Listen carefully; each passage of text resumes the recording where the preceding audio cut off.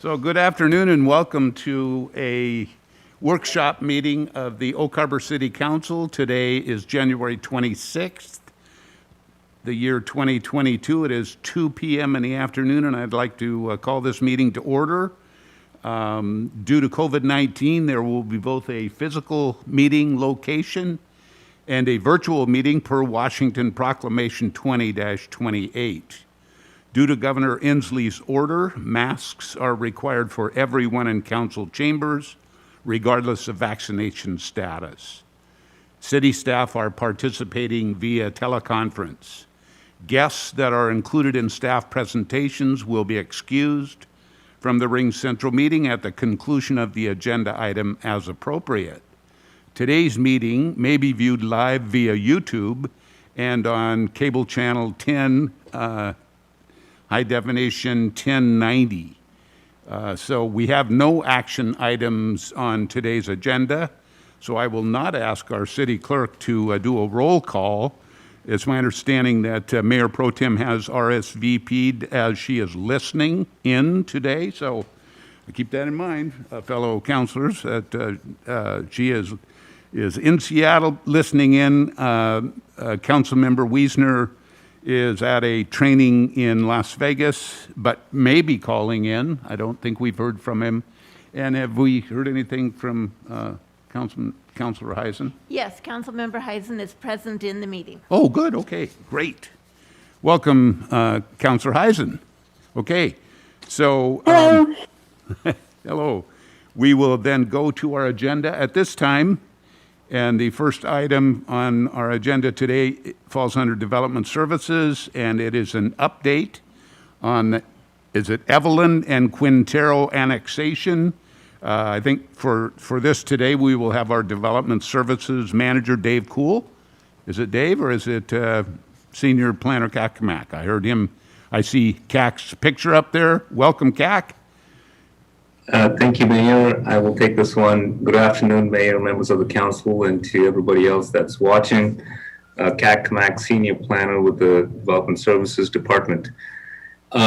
This is an annexation request. So when we get a request for annexation, the state law requires us to schedule a meeting with the City Council within 60 days, between the applicant and the council, so that you can decide whether you want to move ahead with proceedings. Today is just a touch point. The actual meeting is scheduled for the February 1st City Council.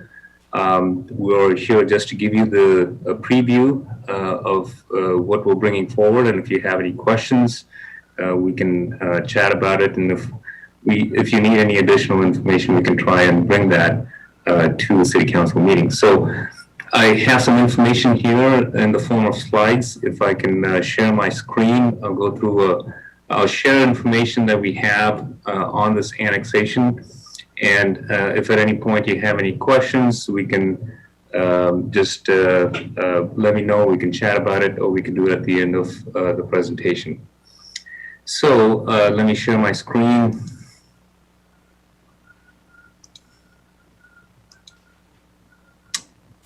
I hope you can see that. So as the mayor mentioned, this is a request, annexation request for a single residential lot that's located at 2446 Lowland Lane. The request is made by Rory Evelyn and Marcella Quintero. The letter and the packet of information that they submitted is included in your workshop packet. That has the letter and the desire for them to annex into the city. So the property, where it's located, this is Laurelland Drive here. The city of Oak Harbor is to the east, and the yellow line is the city limit. This is all Island County and in the UGA, and this is the lot right adjacent to the city limits that they're asking for annexation. So seems like a very straightforward request. It's adjacent to the city. You would think that this should not be a problem. However, when you look into the details, this could be a little more challenging than meets the eye. So we'll just provide some of the information that we know so far, and then we'll look at some of the options. So just from a process standpoint, annexations, this is annexation is a very legislative decision. It's at the discretion of the council, decision to annex or not. There is no right to appeal if the city decides not to annex. But in deciding to annex, the state law says that you can look at three things in this initial step at the February meeting. So you can, as a council, decide to say, okay, we accept your request to annex, and so we'll go to the next step and take the steps to see if we need an annexation agreement or develop the documents in the petition for annexation. The council has also the option to look at modifying the area based on policies or whatever. If the council thinks that a larger area should be annexed that would benefit the city, then the city council can say, okay, yeah, if we want to annex, if we're interested in annexation, we'd rather be interested in a larger area than just one or a smaller area. So you do have the option to consider that. You also have to think about the zoning that you want to do to assign to that property. And then also the property should take its share of city indebtedness and so on. So those are the kind of things that we'll talk about. We'll jump into it a little bit in a little more detail. So to geographically modify the area, and I'm going to change my screen, or at least bring another image into the screen. Can you see the aerial map? Yes, we can. I can see it. Okay, great. Okay, so I just wanted to make sure that got in there. Okay, so the property that we're talking about is over here. So if we look at this is the city boundary, and we are talking about this property right over here. So if you look at the contour map, this is a high point. So this is a hill that slopes this way, and here's lowland, and the property is right over here. So basically the elevation rises up and then starts to fall downhill. And this terrain makes it really difficult for the property to connect to services. And I'll show you a little more information on that. So you can see that, and we'll do a street view, and you can see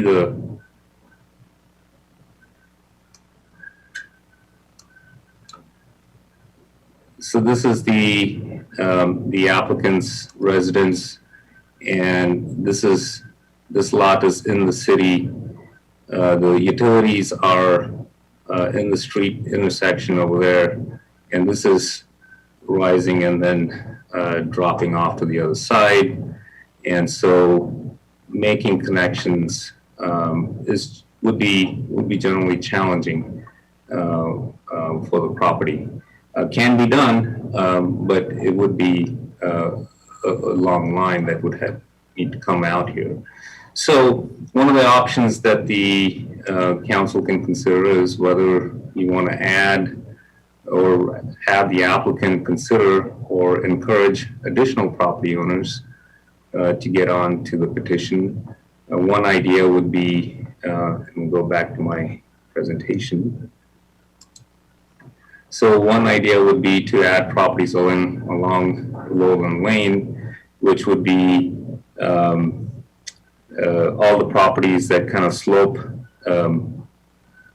maybe along here that a sewer could be designed to be built from Swantown connecting to Swantown. Or the other option is to consider the entire Hillcrest Water District as an option to connect as well, because they're all on septic systems and at some point should probably connect to a sewer system. And so eventually that's where the direction would go. And so and that would be pretty much the entire Hillcrest subdivision, I think, is served by the water district. I don't have too many details about the water district. This is just an initial discussion that at staff level that we looked at the possibility. So just as an FYI, the city's sewer comprehensive plan looks at all of the UGA for service, and the current plan indicates, the low point is a point right here along Fairway Lane, where you would build a lift station that would collect all the flows from this area and then just pump it back up. So it would take a substantial amount of infrastructure investment to try and tackle the whole area. But that's the proposal or the idea that's in the current sewer plan. So that's some of the information surrounding the geographically modifying the area. So accepting the annexation in general, with any annexations, you have increase in fire and police, and you have traffic impacts. This is just a single family residence, so the impacts are minimum or negligible. But there are some property specific challenges. And so I have this exhibit here. I hope you can see that. This is the Marin Woods subdivision, which is being currently developed. They're laying down some infrastructure. And this is the lot that would be adjacent. The applicant would be, if you can see my mouse, the applicant's property would be right here. So if they are desiring to connect not via Laurelland, they want a sewer connection. They want to go here to Putnam Drive. But there are challenges there in terms of getting there. And this exhibit shows some of the utility drawing construction that's being designed there and partially probably in place already. So from our latest understanding, here's the sewer manhole. The sewer drains this way towards Upper Marin Drive and then flows that way. So that's a terminal. So they want to connect to the sewer line, which is already installed, is my understanding, is that they would have to come this way and around this house development setback lot and get into this manhole, which we think would be challenging because there's also a water line here. This is the city's water line, and you'd have to maintain a 10-foot separation. So these are some of the challenges, the details of, even though on the surface it appears that this is just adjacent to the city, there are some real challenges in connecting to utilities. So those are some of the existing information surrounding that lot. In terms of zoning, the property is zoned for low density residential, would therefore come in as R1 zoning. And in terms of city's indebtedness, all property within the city have a share in paying taxes and being part of bonds. So that'll be part of the annexation. So currently no action is needed. This is just for your information before it gets to the February meeting. At the February meeting, you'd conduct a meeting with the applicant. I believe the applicant is watching this workshop on YouTube and is hoping to be there at the February meeting. At that time, you can take annexation on how to proceed. I think, going back to the map, it's challenging to provide services. However, annexation can still be done. The city can still annex the property. They can continue to exist as a single-family residential with their current septic system. And as long as they are willing to find a solution to try and connect to the sewer, it has to be engineered, and they'd have to get easements if necessary and work with the Marin Woods people to see if they can do it. But it would be up to them to try and make that work. But from the city's annexation standpoint, that would not be a problem to bring them into the city and give them that option when they so desire to design it and try and make that work. If they can make that work, that would be great. So that's the information I have. I will quit sharing my screen and see if I can get it back to you, Mayor. Thank you, CAC. Before I turn to council, I may have missed, did you say that their septic has failed? No, it is still, as far as we know, it is still functioning. They are just being very proactive and trying to plan for the time when that does do fail. Okay. And then when you mentioned the 10-foot separation for our water line, so that is still from any sewer, even one private resident sewer line. We're trying to keep 10 feet between that and our own water line. Is that correct? I think that is the code requirement that separation should be maintained. Okay.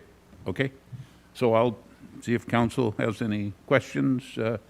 Councilor Hoffmeyer. Yeah, CAC, I have a quick question for you. Has the Hillcrest Water District, have they reached out to the city with regards to wanting to purchase water from us or be part of any type of annexation in the future? I am not aware of any contact from the Hillcrest Water District. And I mentioned the Hillcrest Water District because that's kind of how our discussion internally as staff when we were looking at options went that way. So we're presenting all the information that we gathered, but we haven't gotten any information or contact from them. Neither have we contacted. Okay, thanks, CAC. I see our city administrator had his hand up. Mr. Olborn? Yeah, let me call some attention. That would normally be in engineering, so CAC wouldn't be able to answer that as to the accuracy really needed here. So in the engineering letter prepared by engineering for the city, they did note the historical water system concerns.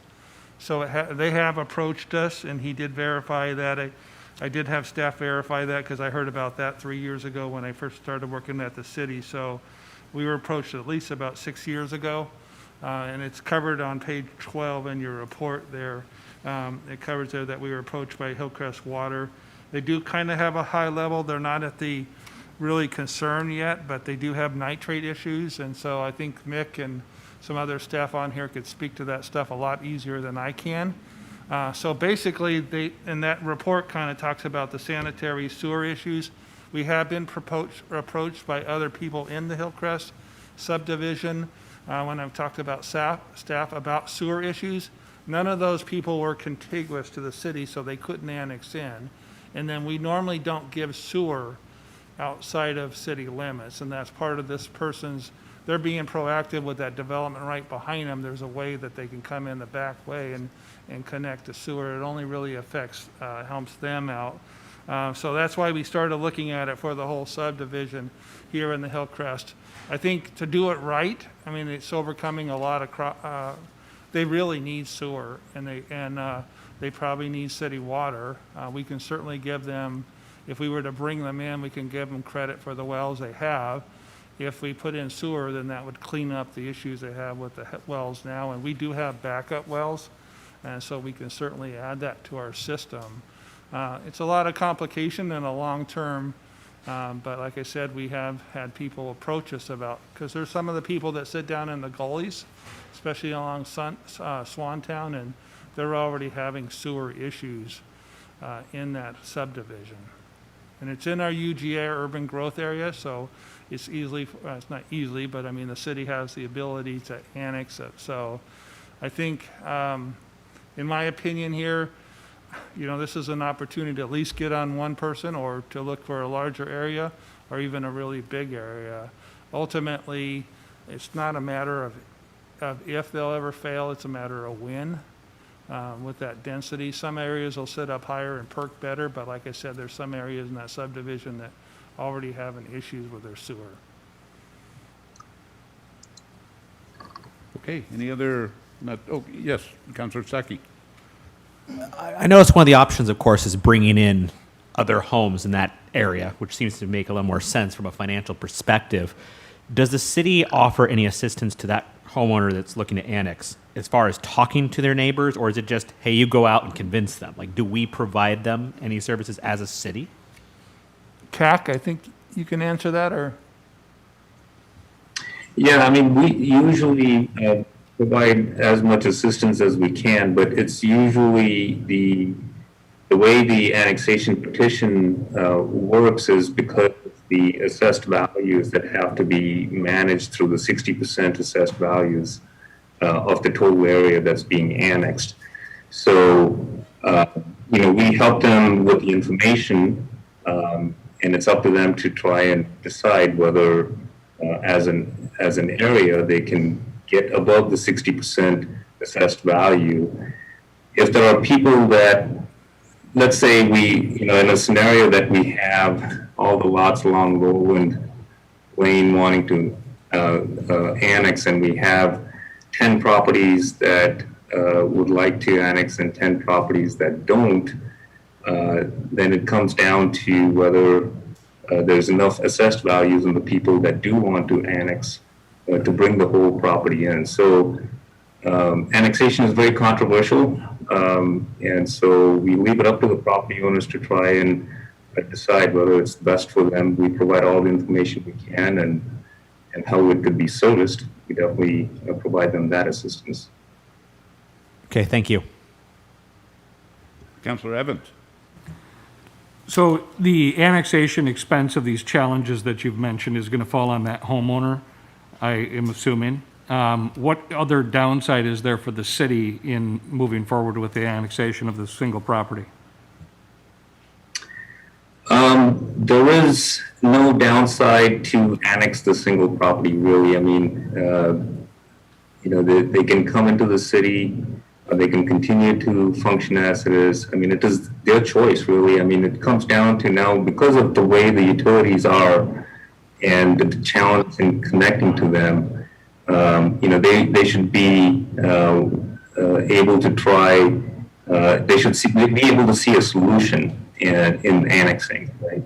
And so we want to have them look at it and say, yes, even though it looks complicated, we'd like to be in the city and have that option, and we'd be happy to have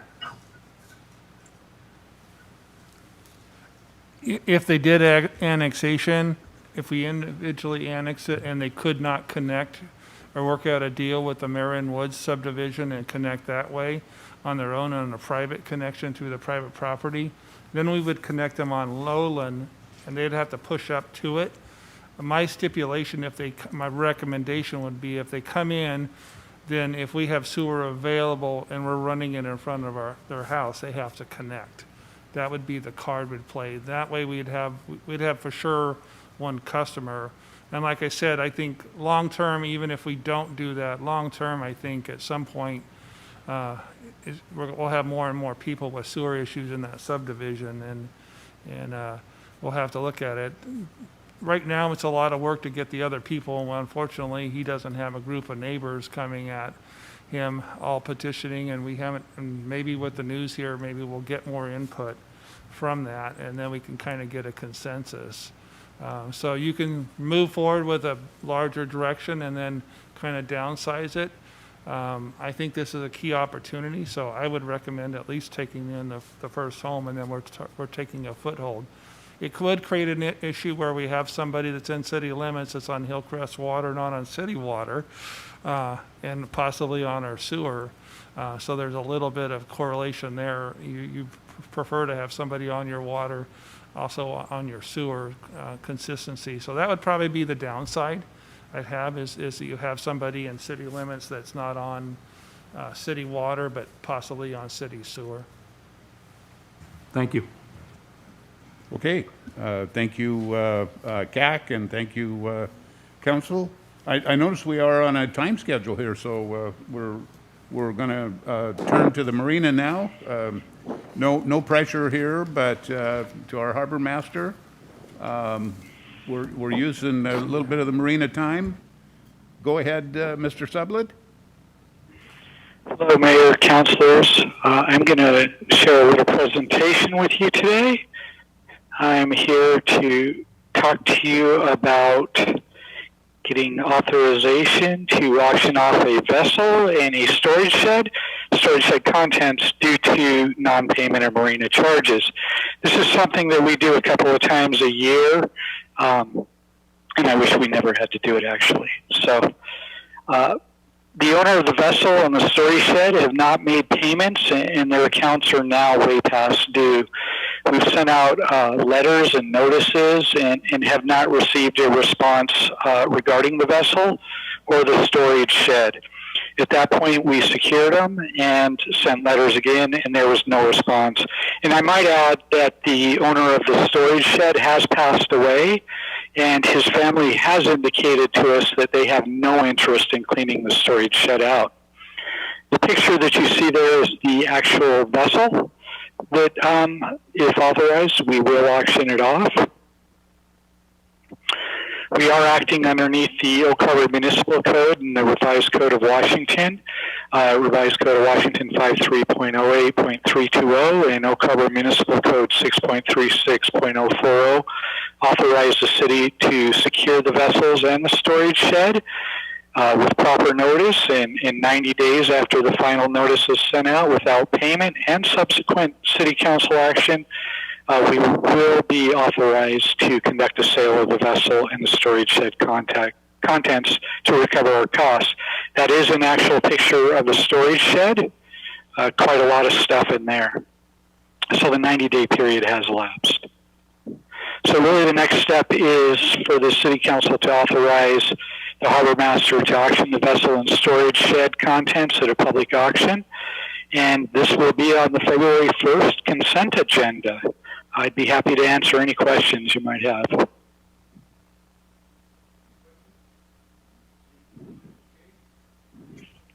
So thank you, Chris, for a good report. We've had to do that before, as you mentioned, and okay. Yeah. Good luck on that. It's nice. Thank you. Nice to see that the boat is still floating. Yes, sir, it is. Okay, we'll move on then to our next agenda item, which is finance, public safety level of service improvement discussion and funding update. And so today with us, we should have our finance director, Mr. David Goldman. Dave? All right. Good afternoon, Mayor, City Council. David Goldman, Finance Director. So today we're going to talk about level of service for our two public safety departments, fire and police, and some opportunities and options to look at in order to fund a higher level of service for those two major functions of the city. So the order of presentation today, we'll be talking about fire, police, funding methods, funding options, a timing of either a potential levy or a sales tax proposal, and outreach methods that we'll be utilizing. So with that, I'd like to turn this over to our fire chief to talk about the current level of fire services and what are some options to increase those services. Go ahead, Ray. All right, thanks. Good afternoon, Mayor and Council. Ray Merrill, Fire Chief, your favorite fire chief, by the way. Just so we know. Dave's going to have to move the slides forward for me. I plan on talking. How much time do I have, Mayor? You have 20, you have 30 minutes. 30 minutes, just for mine? No, you have 2 minutes. Just kidding. All right. Captain Bailey only needs about 30 seconds, so I'm going to take the rest of the time. So how did we get here? This is the question. Why are we asking for this? And I'm going to say again, and I would ask if you have questions, please ask while I've got the slide up, because then it's going to be easier to explain what's going on. So how did we get here? Dave? All right. All right, here we go. So back in 1990, you can see what our population base was, about 17,000 people. You can see that we were 3.3 square miles. We had 2 firefighters. That would have been Chief Soptic and myself at the time. And then in 2000, our population base did go up a little bit. And we did have a big jump in fire service personnel up to 10. So we had a real hiring boom from 1990 to the 2000. 2010, you can see again our population has increased. The size has increased again up to 9.42 square miles. You can see the number of homes. And we still have those same 10 firefighters. So from 2010, there wasn't an increase. And in 2020, you can see the number of homes, the population base, the size and square footage. And we were able to secure a new lieutenant's position because I came in mid-budget cycle and explained that we just could not continue on the path that we were going with our growth and the number of people that we had and the number of staffing that we had. And yes? I'm looking at 2 firefighters for 17,000. Obviously, you mentioned there's that bump. Were you really strapped with only 2 firefighters? I mean, you go up 2,000, you get, 80% more. So Excellent question. Back in 1990, we had a very robust volunteer group. And back in those days, we had people that worked for the city that could leave their city job and come work for the fire department. We had local business owners that would let their people leave to come to work. In fact, your predecessor at the funeral home was one of those individuals. We had other individuals within the city that owned businesses that could leave and come down at a moment's notice. So we had a very robust volunteer program. As we know, that's changed over the years. Volunteerism, we know, is declining in the nation, and we are seeing the results of that. So we're talking career staff here. We're going to talk paid on call here in just a little bit. Dave? So we know we've grown a lot. And I like these 2 slides because this is what we look like in 1990. And you can see a lot of grass and green area, and then look at what it looks like in 2020 of all the growth that has occurred. And you can see where all the new growth, the new subdivisions. We go to the next slide, and you're going to see some bright colors. And that is all growth since 1990 within the city limits and a little bit on the Navy base. Why do we bring up the Navy base? Because we provide mutual aid services to the Navy as they provide services to us. I'll go ahead, Dave. So when we look at what we're required to do by Survey and Rating Bureau, and we had Fair and Pierce come out and do a feasibility study, and we look at that 24% of our homes in 2020 were outside of our service area. And I'm going to talk about service area here in just a little bit. Go ahead, Dave. You can see it's 1.5 miles. I'm going to talk more about that in depth. And we can see that the growth is going out in that southwest area. Back in 2006, we had a company come up and do a strategic plan for us. And one thing they mentioned in there was that an additional fire station was needed in the southwest quadrant. So this is nothing new. We've brought this up numerous times. We know that it's got to happen at some point. We know that we started collecting some fire fees way back when, and we know that we didn't spend those fire fees soon enough, so we had to refund all that fire fee money that was collected back to the property owners. We gave back a little over $80,000 from that fire fee that we weren't able to utilize. Go ahead, Dave.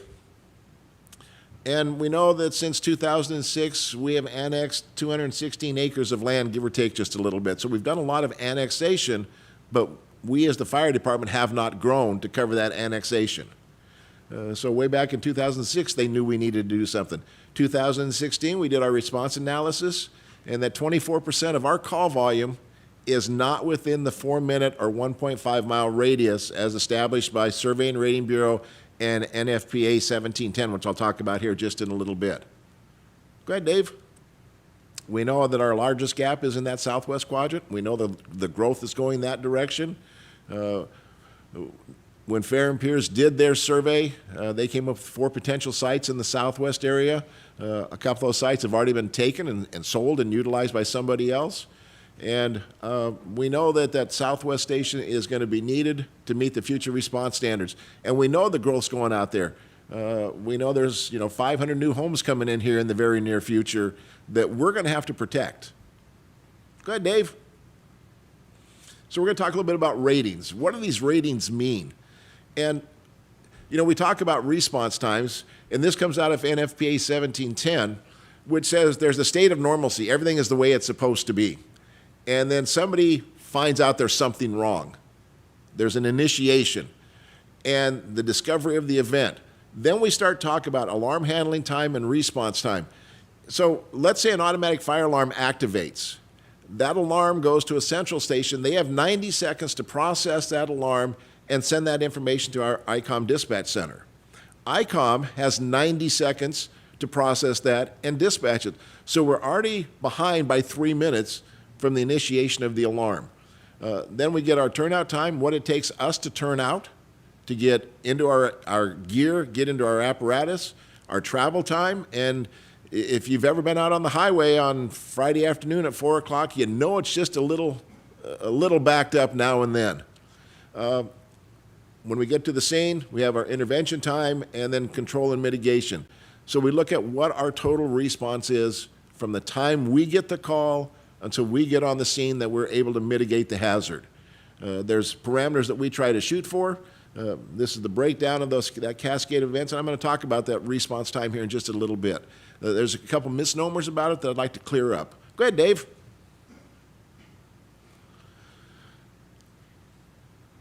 So Washington Survey and Rating Bureau rates the city. They like to do it every 5 years. The last time we were rated was back in 2013.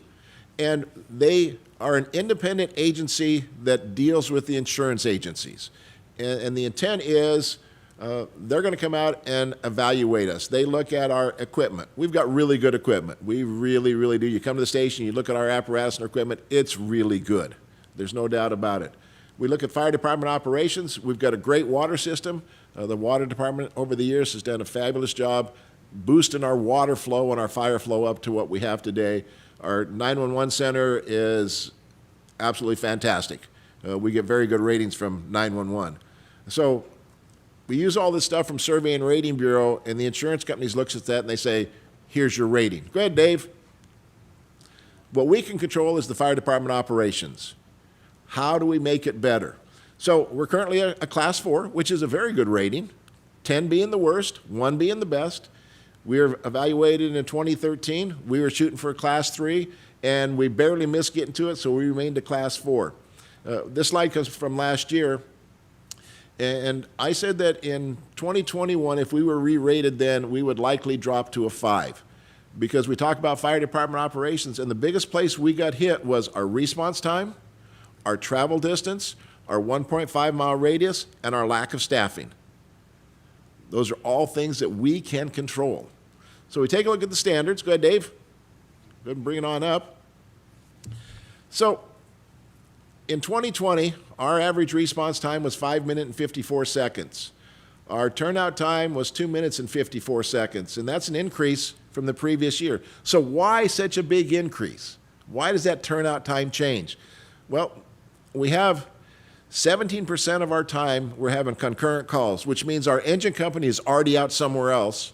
We get a second call, we have to wait for our paid-on-call staff to come in, or we send a vehicle out with just one person, or we call for mutual aid from the Navy, or we call for mutual aid from North Whidbey Fire and Rescue.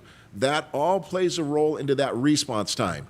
If we can't get out the door in that 80 seconds and it takes 4 minutes for us to get out the door, that goes against our turnout time. Then we take a look at our incidents at 7 minutes and 15 seconds. According to NFPA 1710, which we have to follow, we should be able to get our travel time in 4 minutes or less. The council years ago established 4 minutes for medical, 5 minutes for fire, and as you can see, we don't meet the standards that we have established, and that at only 39% of our time are we compliant in our turnout time at 80 seconds or less. Medical, we're at 5 minutes and 9 seconds. Our travel time, 68% compliant. And again, for those same reasons, again, with multiple calls, or just the distance that we have to travel. Again, if we have to go from our station on Whidbey all the way out to Howard's Point, which is 3.5 miles away from our station, and drive through traffic at 4 o'clock on a Friday afternoon, we'll never hit our response time, ever. So growth is really impacting the service that we can provide. And when we look at this, 7 minutes and 15 seconds for the average for the entire city, yeah, we can go 2 blocks from the station in 30 seconds, but if you're waiting and your house is on fire and you live out on Sunnyside Boulevard and it takes 9 minutes to get there, those are some long, long 9 minutes to wait when you're watching your house burn.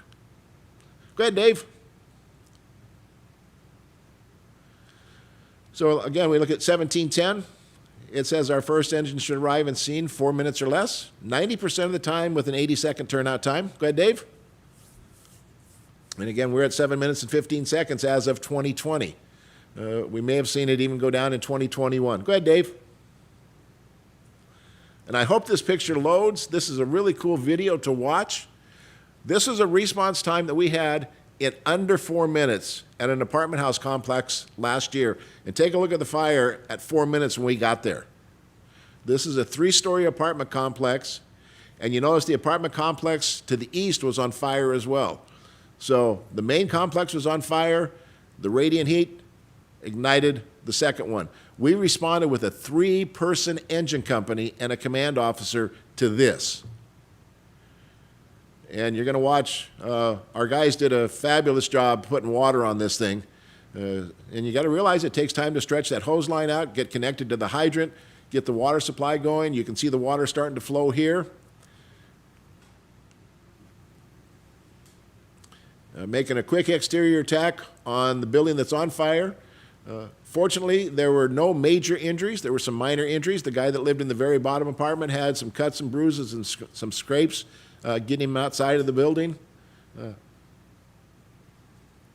Looks like our video's buffering just a little bit, but you can see that they're making a quick attack from the outside, and then the rest of our crew has taken hose lines around to get in from the interior of the fire. We utilized mutual aid from NAS Whidbey and mutual aid from North Whidbey Fire and Rescue in order to attack this fire.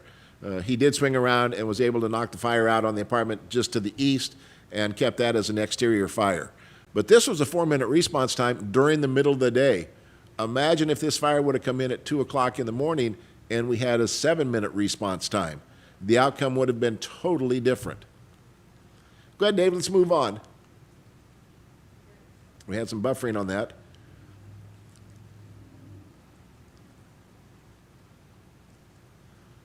But you can see how and there is spraying over to the apartment on the east.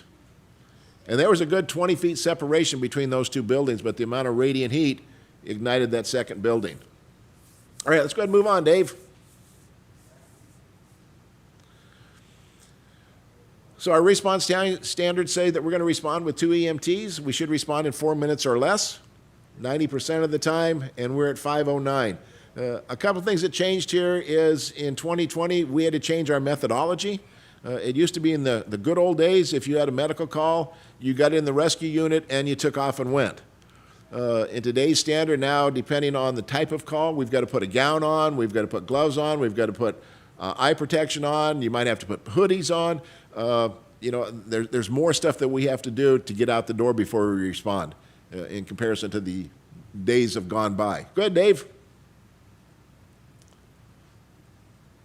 So NFPA 1710 says that we should have a minimum staffing of firefighters of 4 on an engine company 4 on the ladder truck, 5 if it's a high-rise building, and 1 command officer.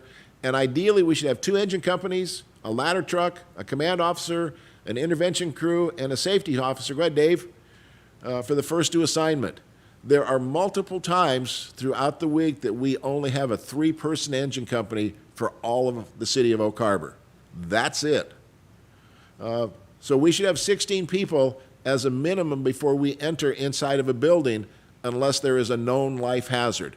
There are some requirements under WAC 296-305 that says 2 in and 2 out unless it's a known life hazard. We treat every fire as a known or as an unknown life hazard. We don't know if somebody's in there or not, and we're going to treat it as there could be, because we've gone to fires where people have said there's nobody in there, and we've gone in and found a deceased person.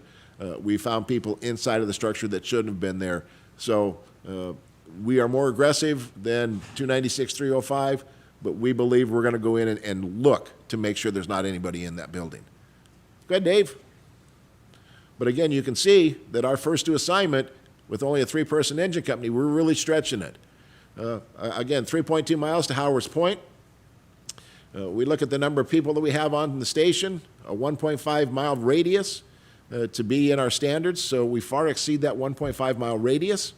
We take a look at our staffing. We have 11 full-time career firefighters. When this slide was made, we had 32 paid on call. Right now, we're down to about 22. We had some people that got transferred. We had 3 or 4 people that didn't want to get vaccinated, that did not want to get the exemptions, so they left the department. We've taken on some new staff, but they're in the training process, so we can't use them yet. We do get a 3-to-1 credit from Survey and Rating Bureau for our paid on call. Our city standards are, go ahead, Dave. Our city standards that established by City Council is going to say 4 minutes for medical and 5 minutes for fire. We don't even meet the standards that have been established by the council. Go ahead, Dave. Talk a little bit about staffing. When we take a look at our comparables, and I think this is a really interesting comparable staffing, we operate with 1/4 to 1/3 fewer firefighters compared to our comparable cities in the state. Go ahead, Dave.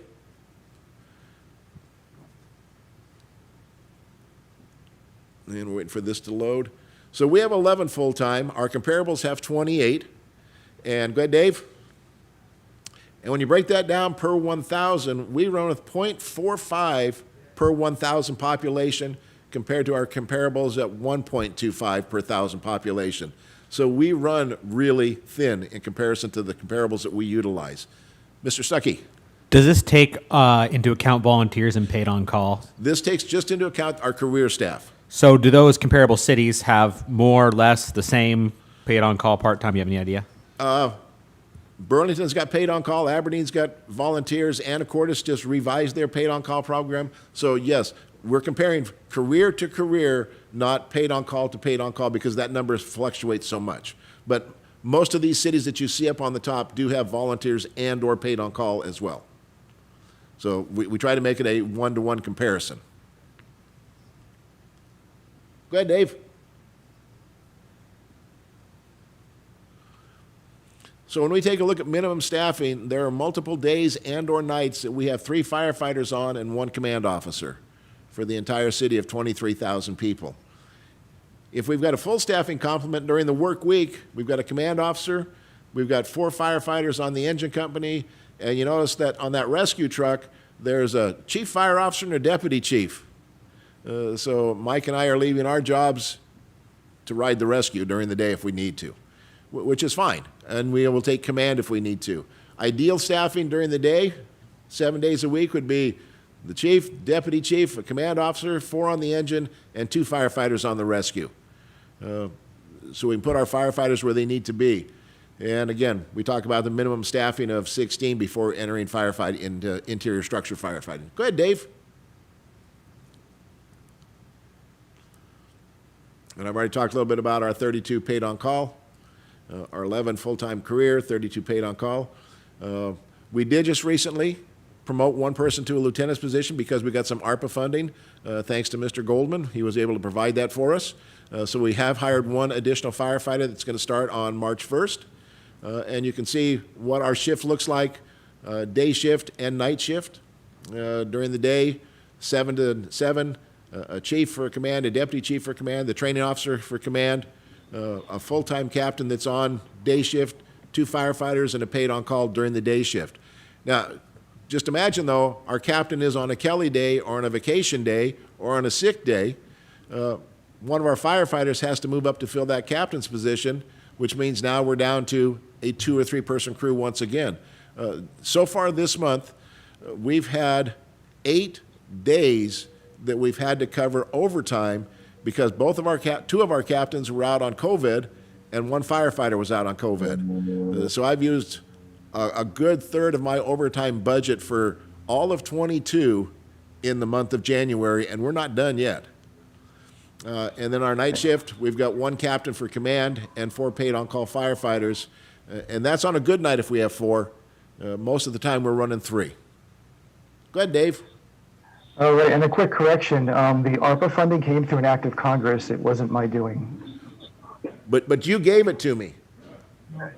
You passed it along. That was a decision by the city council, but yes, I did provide them options and information. But yes, thank you. Next slide. It's a little slow moving, isn't it? So it's interesting, when you look at the staffing, 9 full-time firefighters, we've got an average 18 years of service for all of us. There's 2 of us that are over 30 years, 2 that are over 20 years. You take a look at our leave bank, we've got over 9,500 hours of leave, so we don't abuse the leave that we get, the sick leave and or our vacation time. And in the next 3 years, 50% of our career staff could retire.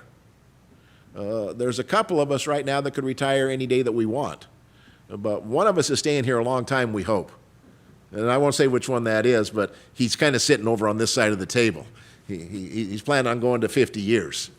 So we're moving forward. But the problem that we run into with the size of our department is we don't have a way to have good succession planning to replace those 5 positions in the next 3 to 5 years. So, that's something that we have to look at as well. Go ahead, Dave. And you can see the work schedule. Every place that there's a yellow mark, one of the captains is off for Kelly days. Then we come back and fill it with either the floater lieutenant or one of the senior firefighters, or we just operate short-staffed, or we get very creative. And our training captain, Captain Anderson, may work a 24-hour shift, and we flex some time for him later on. Chief Buxton works 24-hour shifts, so we flex his schedule. Chief Merrill works 24-hour shifts, and we don't flex his schedule, but we do, actually. But it's all good. It's what we have to do. Go ahead, Dave. And then take a look at our paid on call. We've got 32 paid on call. We're down to 22 about right now. We know that they self-determine their work schedule. They sign up for shifts per month. They can drop or trade shifts as needed. They're a good, reliable force, but things in their lives change, so they may drop a shift. Other people pick it up. Go ahead, Dave. And this is from August of last year, and every place there's a yellow mark, we were down to a 3-person company. Go ahead, Dave. So it takes 5 of our paid on call to fill all the shifts 7 days a week. We lost 1 person in August, and we now had 28 vacant shifts in the month of August. New Year's Eve, we had 2 people on. Christmas Eve, we had 2 people on. We had to do some creative funding in order. It was just me. Oh, they're back. I'm back.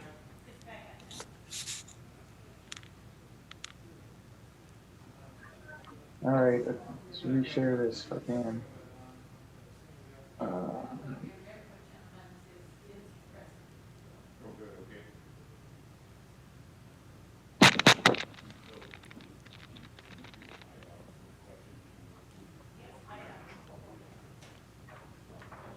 So as we can see up here, oh, we just lost it from Dave. Dave's picture had it up for a minute. We know we're going to have to get some additional staffing. We need to get back up to a 4-person or a 6-person crew in the station in order to be able to respond an engine and a rescue. especially if we have Yeah, you concurrent have to hit that calls. return to meeting button at the top. So I guess I we're see several people in the We call want to back in, maintain our but current not response all times. necessarily. Actually, we want to improve our response times. We want to alleviate the shortages that we've been having over the last year. We're looking to prepare for a future retirement, some succession planning. This all plays a role in what we need to do over the next few years. So this isn't a surprise for anybody. We've talked about this for years. Go ahead, Dave. Okay. So when we take a look at some proposed staffing solutions, hiring additional personnel, lieutenants, anywhere from 2 to 7 full-time firefighters, some additional paid on-call shifts, you can see what the cost averages could be over on the left side of the screen, anywhere from $850,000 to $1.3 million. Go ahead, Dave. When we take a look at the station and the apparatus, with our comparables, we have one station. All of our comparables have 2 or more. Go ahead, Dave. We know that we were built back in 1992 with a bond by the vote of the people. We haven't asked for money from the people for 30 years. There's 3,100 new homes compared to 1992 that we have to protect. There's 500 additional homes coming in that we know of that we have to protect. We know there's more residents. We have more traffic. We have more stuff going on within the city. We're seeing about a 7.7% increase in call volume last year over 2020. And we're going to continue to see that rise. Go ahead, Dave. This is a conceptual design we had of a fire station when we did our planning, and we looked at our feasibility study. This was a conceptual design. Go ahead, Dave. We worked with a architect to come up with a design of the building. 3 bays, living quarters, office space. It's about a 10,000 square foot building versus the 28,000 that we have at our current station. So this is our design concept, and we're pretty happy with this design. So this is what we'd be looking to build. Go ahead, Dave. And we look at the operating expenses as far as utilities, repair and maintenance costs, vehicle replacement reserves, what kind of money we were looking at, a bond payment of about $438,000 on a $6 million bond to build the fire station. Go ahead, Dave. Of course, that's what our current station looks like. We've got some darn good-looking vehicles. You know, people are surprised when they look at our ladder truck and it's a 1992. It's been well maintained. As you all know, it recently got refurbished at Seagraves, and they were just impressed with the look of our ladder truck. Go ahead, Dave. And one thing we'd like to purchase is a Quint. We get deficiency points. We have a ladder truck, but we don't have a reserve ladder truck. So we get deficiency points from Survey and Rating Bureau. So the Quint would handle as being an additional pumper, a medical unit, and a ladder truck. We can get credit for all 3 of those utilizing one vehicle. They're expensive, about $1.2 million. But that's the apparatus that would be parked over at the Station 82 over on Swantown or in that neighborhood somewhere. Go ahead, Dave. And just talks a little bit about the Quint. And it's going to replace one of the 1998 pumpers. And then eventually we need to replace the other 1998 pumper. And you can see the breakdown of the cost for the Quint over a 12-year loan and a 9-year loan over a new engine. Go ahead, Dave. And this is kind of some cost breakdowns. And I think you're going to talk more about cost breakdown a little bit later on. Are you not, Dave? Oh, yeah, I am. Okay. Yep, we're definitely going to go over this, but there's a couple options. The original option that was presented at when we presented this at a workshop in August of 2021 had 2 new firefighters and 2 new lieutenants, and there's options to look at going to 4 or going to 7. So that's stuff we're going to look at more in depth. Okay, next one, Dave. And I am done. Right. I think I probably took all of your time too, Captain. Any questions? Well, before we go on to the police, it is 3 o'clock, and I know the mayor wanted to keep us on schedule. I predict we're probably going to need another 20 to 25 minutes further. We could come back at the next workshop and continue, or we could continue right now. It's really up to what the mayor and the council want to do. Fairly up to the council. they're fine. So go ahead to continue now. All right, thank you. I think Captain Bailey is available to go over some of these slides.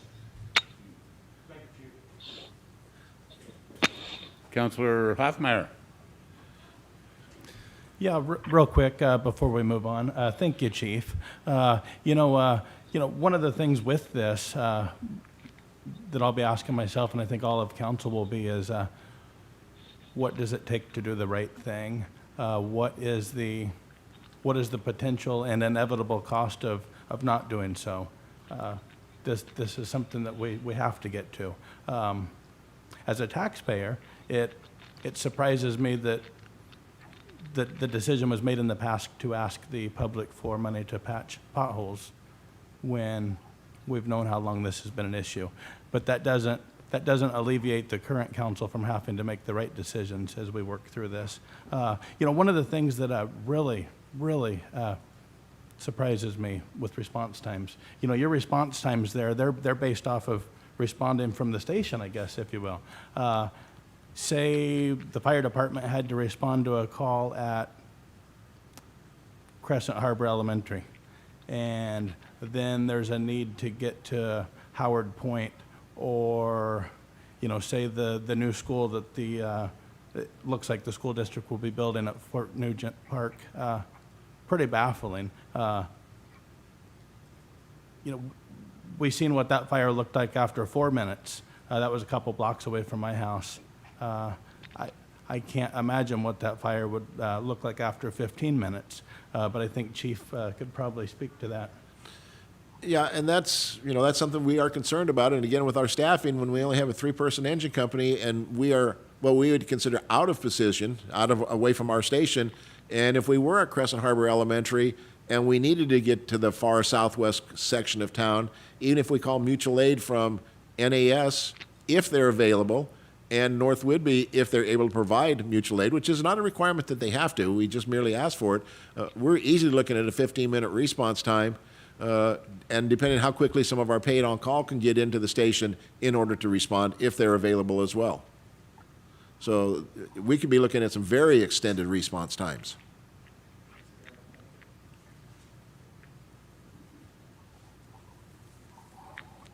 Okay, thank you, Chief. We'll just continue then with Mr. Goldman. Okay. Sorry, we're going to Captain Bailey. Welcome. Captain Mike, here we go. Mayor and council. I'm here on behalf of the Oak Harbor Police Department for Chief Dresker. He's currently out of town on a prior engagement, looking at some important training equipment for the police department. So I'll go through about a half dozen slides. If there's any questions, then I'll answer them. So go ahead, David. So this is a brief synopsis of kind of the history of the police department. The police station was a small area located in the Oak Harbor City Hall. It used to be the City Hall back in the 1950s. Also ended up being part of it used to be where our jail currently is, and the training room area was the old fire station back in the late 50s. The police station consisted of a very small area attached to the fire hall, and a portion of that was used by the court to hold hearings. The location in these buildings are the foundation of the current police station and ICOM, who leases from the city. Back in the early 50s, it wasn't uncommon for the police chief to just respond from home and wouldn't even come into the office. Go ahead, David. In 1972, a major remodel was done. This made the police station a modern working department. In 79, another remodel was done, and then the last third one was done, and which was the latest one, was done in 1989, which is its current structure today. Go ahead, David. As you can see, one of the things that this public safety would do for the police department is you can see the red square there. That is, to the right is our main police station. To the left is where we consider our training room. ICOM is just in front of that. And in order to go over to that area of the police department, we actually have to go either out through the front of our main lobby or through the night lobby, which is located by our old jail. in order to go in there. So it's basically two separate buildings. We're just not adjoined unless we walk out front and go to that. Where the yellow square is, that is our old jail facility, and we'll have some pictures of the old jail and the space that we have back there that's just not being utilized because it's an old jail that we do not use. Go ahead, David. So this is the exterior up top of how it looks for the outside of the front of the police department. You can see the main on the left top picture is the main entrance into the police department. All the way to the left would be the night entrance, and then over even more, just outside the picture, is that other building that I was talking about that we use for our training. The bottom left picture is actually the interior of our night lobby entrance. That would be utilized when we had full-time jail staff and a jail. You know, we'd be releasing inmates through there, or people would come in to, you know, get inmates or do visitations with inmates in that space. To the right, on the jail interior in the middle, that is what we call our, at the time when we had a full jail in operation, it was called our control center. And inside that was basically all our booking stuff for the corrections officers to use at the time of the jail. And they would work from that particular area or workstation. To the bottom right, that's what we call our booking counter. And just beyond that, you see the two gray doors in the back next to the wood door there. Those would be the cells. One would be a female cell that holds 4 inmates when we had the jail in operation. And to the right, there's 3 jail cells for males as well, which we do not use anymore. The booking counter, which is where you see the computer, we occasionally use that if somebody comes in and needs to be fingerprinted or something like that. Go ahead, David. So in regards to the front, this here particular is the inside of the jail. So the top right one is the hallway of the jail, and you can see on the right there are 2 jail cells. And then on the far back there's another jail cell, and of course you see the bunks on the bottom and everything. Front addition, you know, is approximately like $500,000, interior model $200,000, and then it would end up taking all what we have inside there and turning it into space that can be utilized for the department, obviously, because we do not utilize those cells anymore. Go ahead, David. Operational equipment. So the operational equipment that we're looking at is the things you see there: a rescue vehicle, a Polaris, a drone, and a robot. Real brief, I'll just go over the rescue vehicle and the equipment real quick. Rescue vehicle can be used for a multitude of things. One is if you hope you never have to use it, but when you do have to use it, it is equipment that's invaluable to the police department. For instance, if somebody was in an active shooter situation, there were hurt people outside, which, you know, in the first responders, they call it like a hot zone. You got to get in there, you got to save this person. You got to utilize that rescue vehicle to get in there, be able to be covered for the officers to get out, put them in that vehicle to get them to safety. Same with an officer. If an officer got involved and got hurt into a shooting, you had to go into the hot zone, you could use the rescue vehicle to do that. The drone can be used for a multitude of things. You know, we had an armed robbery a couple of years back at one of the banks. It would have been ideal to use a drone because the person took off on foot, took off through apartment complexes, took off through woods. I mean, you name it, to where, you know, officer on foot can cover a certain amount of distances, but a drone can cover an awful lot in a short amount of time. And also, a drone can be definitely utilized with missing children. We do get calls from, you know, students of young children walking off campus, or, you know, they didn't show up at home, but they were walking this way. We could utilize a drone definitely to circle a bigger area and look for that particular missing child. The robot, The robot is something that the police department can definitely use on a multitude of things. One, if you have like a barricaded subject, maybe down the hall in a building, we know that somebody's down there, but we don't want to send any officers down there because, you know, it could put the officers in an extreme dangerous position to where you could utilize a robot to go down, has a camera, you could sit back behind a, you know, cover and control the robot in order to see exactly what that particular suspect may be doing. Also, it can be used for suspicious packages, which we do get calls for those quite a bit, where somebody will say, man, somebody just walked by here, you had a backpack, you dropped it on the front porch of our building, we don't know what it is, we don't know who he is, we'd like you to come and check that out. So that's something that we could definitely stay back, let the robot go in and take a closer look rather than walking up on it and finding out that it could be something that you don't want. The Polaris, that's an electrical vehicle, and the Polaris would be utilized for things that we can't really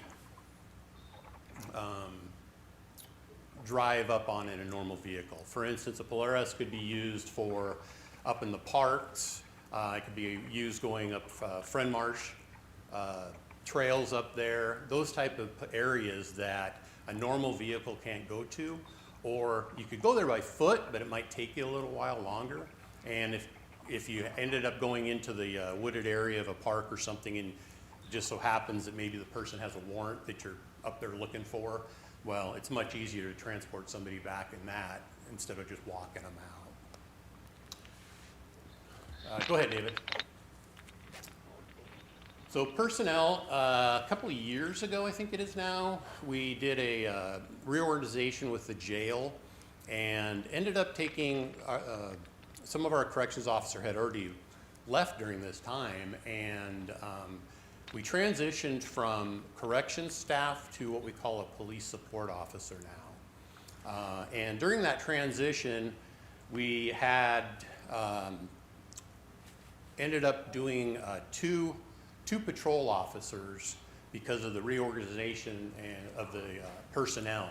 And one of those, with the reorganization of the jail, was funded through that. However, the second one did not have a sustainable financial cost for that particular position. So that's what this would go towards. And go ahead, David. This is just some financial costs up there that David will be hitting more on in regards to the three different things that I had discussed. All right. Thank you, Captain Bailey. Okay. So now, We got a question here. Councilor Stuckey? Yes, sir. I'm going to be a little cynical, and I apologize. When dealing with dollars, obviously we need to separate the wants from the needs, right? As someone who is not a police officer, you know, I look at a rescue vehicle, seems more like a want, and I look at that part in the front area. I can understand it's an inconvenience to go outside of one building into another. It seems like a want as well, but it's not what I do. Are the of the things you listed, some things are a more higher priority than others? Or are you saying, man, we need every single thing on this list? No, I think it's fair to say there would be a itemized priority in regards to the list. Where the chief would put that priority, I couldn't speak for him, but yeah, but yes, most definitely. and also keep in mind for the new council members, when we presented this back in August of 2021, the list was larger. It was about 1.5 million a year. And we looked at different options. We went to a couple of additional workshops with the city council just to talk about the police service side of the public safety level service improvement program. And we were able to bring it down to either the level that you see with that equipment and with that one employee at $186,000 a year on the average, or with this option to do the expansion remodel, which would bring it to 303. Yes, Councilor Hoffmeyer. Captain Bailey, would you be able to speak to the increased service and increased, I guess, safety of the corridor they're connecting the two? You mean connecting at the police department, collecting that? So, interesting you mentioned that. We, obviously, not too long ago, we just had a guy bust out one of our windows over at the police department. He was pounding on that night lobby door trying to get in for some odd reason. We had him on surveillance video. We were able to see that. And so that particular part, the night lobby, people go there, and it's not the main lobby, so they'll be going there knocking on the door. Well, nobody's there. So it's kind of confusing to the public, but definitely walking over there for police, not necessarily a safety issue, but from our records to go over there for those that are non-commissioned that aren't, necessarily, aware of any circumstances like that one gentleman I told you about. This happened about 1 in the morning, but if it would have happened earlier and one of our record staff was walking over there, it wouldn't have been good. They have been confronted a couple times trying to walk over to that additional building. When they're walking over there, people sometimes will be coming and just, confronting them or anything else. Not always bad or anything, but there has been some times where that has happened. Awesome. Well, thank you for being able to answer that. And when David Goldman said that list had already been pared down, I'm like, well, maybe this is more than one. Right. Thank you. Thank you, Captain Bailey. Thank you, Mayor. Appreciate it. Okay, we'll turn back to Mr. Goldman. Okay, thank you, Mayor. So I'll go over some of the funding methods and options that are available to fund these initiatives. The three major funding methods I'll be going over are the levied lid lift, which affects property taxes, an excess levy, which also affects property taxes, and a public safety sales tax. So a levied lid lift. So this would permit an increase over the 1% lid up to the statutory maximum levy rate. And I'll be going over what these things mean in a few slides from now. But basically, every year, the City Council can increase the levy, the property tax levy, by 1%. Usually inflation's way over 1%, and in the years where it's over 1%, we're still limited to that 1%. In order to go over that 1%, what's called a levied lid lift, you would have to go to the voters, and the voters would have to approve it. It would be a majority vote, 50% plus one would have to approve a levied lid lift, and you could go up to what's called the statutory maximum rate. So there's different flavors of lid lifts. You have a single-year lift, which is the most common one that's passed throughout the state of Washington. There's also a multi-year lift. There's some differences between the two. With a single-year lift, you could put it on pretty much any election, but if you're using a multi-year lift, you can only put it on the primary and general election. Levied lid lifts are most commonly used for ongoing operational costs such as payroll, utilities, maintenance, replacement reserves, and they're not commonly used for debt service, because if they're used for debt service, the maximum amount of time the lid lift can be in effect would be 9 years. So now the statutory maximum levy that I mentioned before is the highest rate a city can levy without going to an excess levy. So normally a city would be limited to 3.6. The levy rate would be at 3.6, but because we're in the Snow Isle Library District, their rate is subtracted out of the 3.6, bringing our maximum down to 3.176. Our current rate is 1.8232, which is substantially lower than 3.176. Now that 1.8232 raises about $4.6 million a year. And voters can approve a rate right up to 3.176 with a majority vote, and that would raise an additional $3.4 million. which won't be needed for what we talked about earlier. That would just be the maximum. So an excess levy is a little different. That permits increases over that statutory maximum levy rate. In order to do an excess levy, you'd have to have a supermajority of the voters approve the ballot initiative, and that would mean 60% plus one. And also, you'd have to do this validation, which I'll go over in a few slides from now. The primary purpose of an excess levy is to pay back long-term capital debt. So they're usually used in order to pay back bonds. And they can only be used for new capital projects and vehicles. They cannot be used for replacement vehicles. The benefits of an excess levy is it provides a stable revenue stream that's automatically sized each year to pay back that debt. And once the debt has been repaid, the excess levy ceases, it just goes away. And that excess levy ballot can be put on any election, special, primary, or general election. So speaking of validation, in order to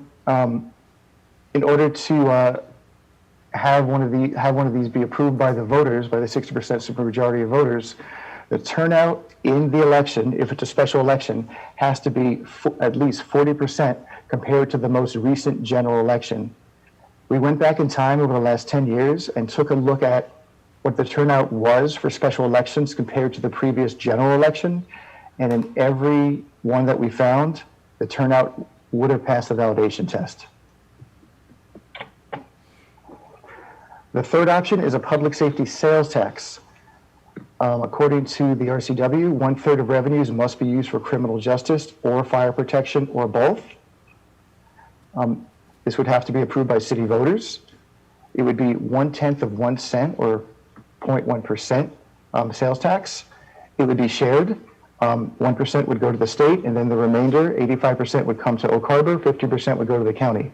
And that would raise about $450,000 a year, which is less than the costs that we went over in the previous slides. In addition, the county voters can adopt the same sales tax, and that sales tax can go up to 0.3 of a cent. Now that must be shared based on a formula adopted by the state. 1% goes to the state, 60% would go to the county, and 40% would go to cities and towns based on a formula, based on a population-based formula. If the county adopted this, Oak Harbor would get, if they did a 1/10, would get about 500,000. If they did a 2/10, it would be $1 million, and if they did a 3/10, it would be 1.5. And a majority vote requirement is required in either a primary or a general election. So to recap, you have a levy lid lift. That's ideal for operating costs. You have an excess levy, which is ideal for debt service for long-term general obligation debt. And you have the public safety sales tax, which is ideal for partial funding of ongoing expenses, but the amount is insufficient to fund all items that we went over before. So based on that, we put together 3 options. Option 1 is a combination levy lid lift for the operational and staffing costs, and an excess levy for the fire station and Quint ladder truck. Under this option, the land purchase and project design would start in 2023, and construction would start in 23 and 24. Option 2 would just have a levy lid lift. It would fund the police operational costs that we went over before, and it would save the money raised by the levy lid lift for the fire needs. And once we had sufficient funding, then we could go ahead and start construction. Under that option, you can do the land purchase and project design in 23, but you'd have to wait a couple more years to get enough money to be able to start the construction on the project. That would delay the project a couple of years. And option 3 would be the sales tax. So here are the charts combined, what we went over before. You can see in fire, we broke out the different components of the fire level of service request. We have the employee payroll. This is with 2 firefighters, 2 lieutenants, and there's additional shifts for the paid on calls. We have some PPE, uniforms and computers, some equipment there. We have operating expenses. We have payments on a Quint and an engine. And then we have the bond payments, which would be on the fire station. And the total for that, and what I did was I took an average over 6 years. The average over 6 years for that first, those first items is 1.65 million a year. Now, there were options to add additional firefighters to those 2 firefighters. Adding 2 more to make 4 firefighters would add another $192,000 on the average, and adding 3 more would add another $318,000 for a total of $2.16 million for fire. For police, that 1 police officer that we talked about, plus those 4 items in the equipment, would be that's about $50,000 a year. Together, that would be $186,000 a year. And if you add in the expansion remodel that we had discussed, on the average, that's about $117,000 a year. So altogether, for the police scenario, that would be about $303,000 a year. So you can see, depending on the options chosen, the average annual cost is either 1.8 or $2.46 million a year, and that is reduced from what we did present to the City Council in August. The total package in August was $3.1 million. So the question is, how does that relate to the average home, to the average taxpayer? So I put this chart together, and it's pretty busy, but this is option 1 with the two items, the levy lid lift and the excess levy. I updated all these numbers per the information from Island County that came out a few weeks ago. That's our assessed value, the city's assessed value for all the property in the city of $2.5 billion. The statutory limit, I mentioned before, it was reduced because of the library, so it's 3.17. When you multiply that together, you get a total of about $8 million. That would be the maximum you could do with an excess levy. Right now, the city brings in $4.6 million, and the levy rate is 1.8232. The average impact to the average homeowner, based on the assessed value information provided by Island County, is about $575 a year, or $48 a month. Now, as far as the options go and the equipment goes, here is the fire staff and equipment with the 2 firefighters and the 2 lieutenants and those paid on calls. Here's 2 additional firefighters, and here's 3 additional firefighters on top of that. Here's your replacement engine. Here's the payments over 9 years. Here's the amount for police staff and equipment, and this is for the police station remodel.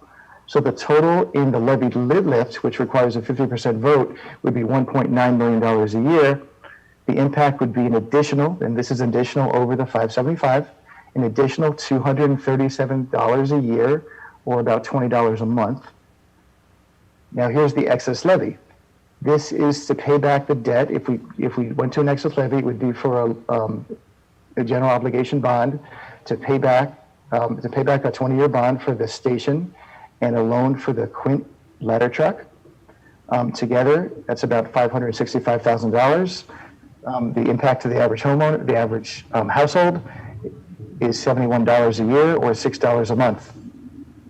So taken together, the current levy plus these options, all the options, would bring the tax bill, the City of Oak Harbor portion of the tax bill, to $882 a year, or $73.51 a month, which is about $25 or $26 more a month than it currently is.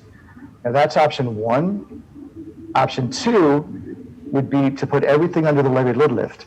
Now the overall bottom line numbers are the same. It's 882 there, it's 882 here, 7351 here, 7351 there. The only difference is we're not going out for a bond, going to a 60% vote for an excess levy. What we're doing is we're saving. We're not increasing the fire level of service right away. We're saving this money, the $1 million every year. And if this is decided, we'll save these 2 every year, and we'll save this money every year until we have enough money built up where we can go ahead and construct the station. Now this is approved, we can go buy the land. We have some preliminary design, we can do further engineering and get everything ready. But until we have sufficient funding, we can't really move forward to, with full construction. Option 3 are the sales tax scenarios. So I mentioned the city or the county can impose a sales tax. If the city of Oak Harbor voters decided to impose a sales tax, of course, 1% goes to the state, and the rest of this is split 85-15. Of course, this, the state percentage throw this off a little bit, but this would bring in about $450,000 a year for the city of Oak Harbor. If the county voters decided to impose this sales tax to the whole county, Oak Harbor's share would be about the same, about $50,000 more than if our voters did it alone. But they can go up to 0.3. So if they decided to go to 0.2, this is the number. And if the voters decided to do a 0.3, this would be the approximate amount that the city of Oak Harbor would get from that sales tax. So are there any questions on any of the numbers or the levy lid lifts or the property taxes or anything before we move on to potential timing? Yes.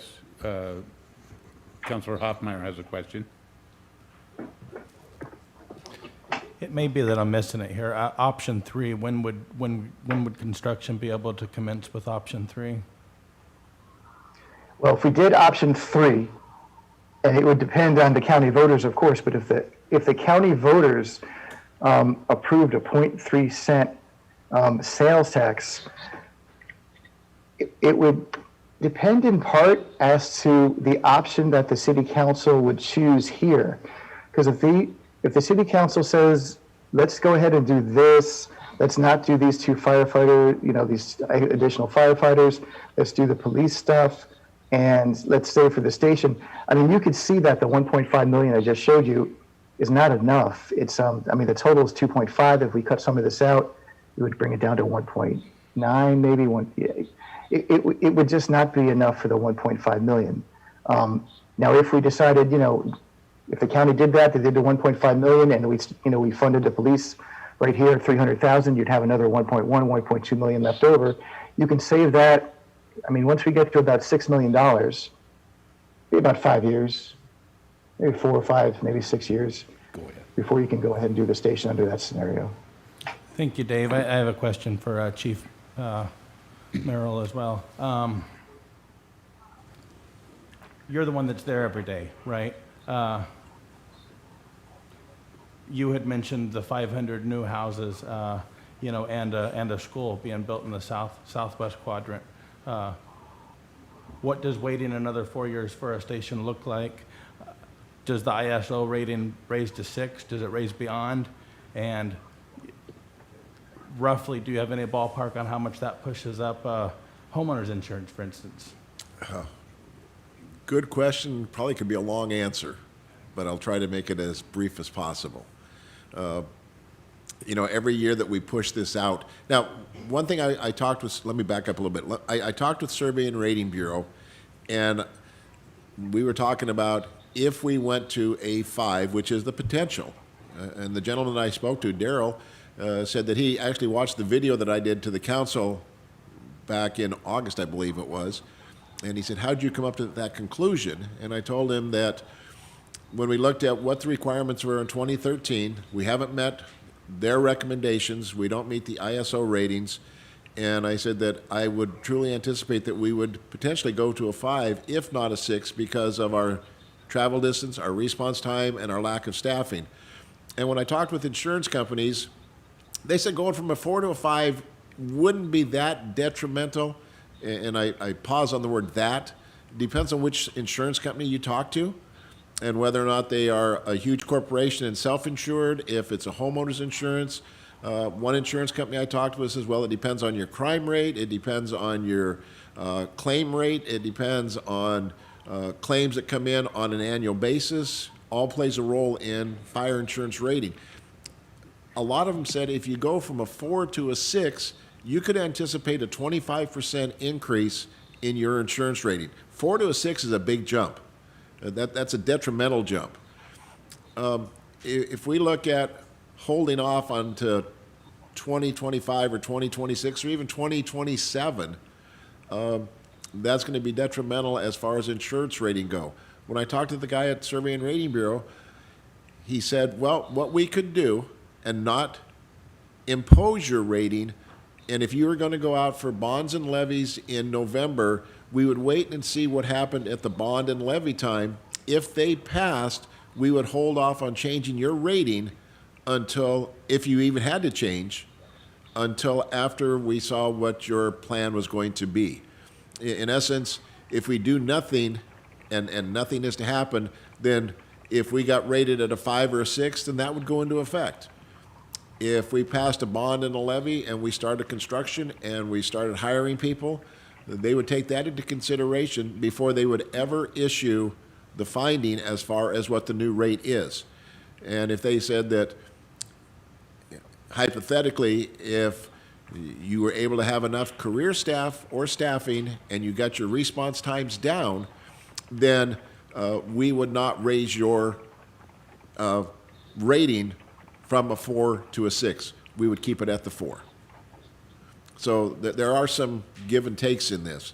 But I was surprised how workable surveying radio was going to be when we talked about our potential plan if this was to go to the voters in 2022 and if it got passed. If it doesn't pass, then whatever our rating is what it's going to be for the next 5 years, 5 to 7 years. So if we went from a 4 to a 6, potentially you could see that for the next 5 to 7 years until we're re-rated again. You know, at that point, I think the average homeowner, the average taxpayer could be looking at giving $300 to $400 a year to their insurance company, as opposed to spending a couple $100 to make us safer. So it'll certainly be part of what I use to evaluate this. Thank you. Any other questions at this point? Okay, Councilor Evans. Hey, Chief. So a bunch of the new homes that we have coming in are going to be sprinklered, is my understanding. What does that do to your response time in this rating? Well, good question, Mr. Evans. The reason for the sprinkling systems is because of the fire code, the International Fire Code, as far as travel distance inside of the complex, angles of inclination inside of the complex, grade levels that we have to go up. When you look at the fire code, it says that you can only have a grade of 15%. And if you don't, then you have to be able to mitigate that because of apparatus travel up a 15% grade or greater. When we look at dead-end roads or separations between structures, the sprinkling system gets you some allowances on hydrant location, hydrant spacing, dead ends, and angles of inclination into the property and turning radiuses within the property. So it's not going to change anything on insurance ratings as far as the fire insurance rating goes. Now, insurance companies we have seen have had different fire ratings for houses that are sprinkled. But not all insurance companies offer that either. Thank you. Anyone else? One last question. Is this your candy, Chief? I cannot tell a lie, Mayor. It very well could be, but I will not confirm nor deny. Don't look at the white bag on the table. If you know who to thank him. Okay, Mr. Goldman, back to you. All right, so timing. So our experience with talking to a few other cities and actually working for a few other cities that went through public safety, levies and ballot initiatives shows that ensuring sufficient time for outreach, education, and feedback is essential so the public understands what they're voting for when time comes around for them to vote. So due to that, staff suggested that the 2022 general election be tentatively scheduled for the ballot measures. Any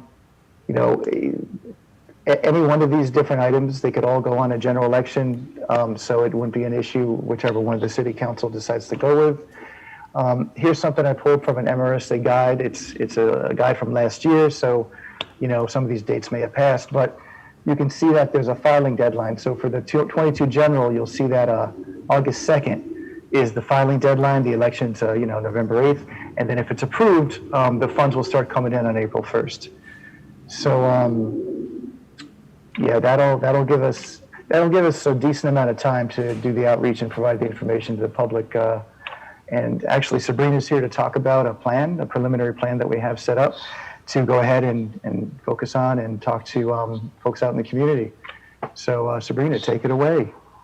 Thanks, David. Generally speaking, the plan is that we've been monitoring other communities, ones that we participated with, or ones that we're seeing happen, and seeing some different ways that we can engage with our audiences and using the tools that we have, as well as some additional measures to really engage with the audience and make them aware of the program. So I would be working closely with the team, and we would be developing content that would allow our local voters to know what they were voting for, why they should vote for it, and give them that information to look at. We are also, as you know, currently working on a website improvement, and so that will give us more feasibility in being able to connect with the audience as well and put that information on the front page of the website so they can access it in a much easier fashion.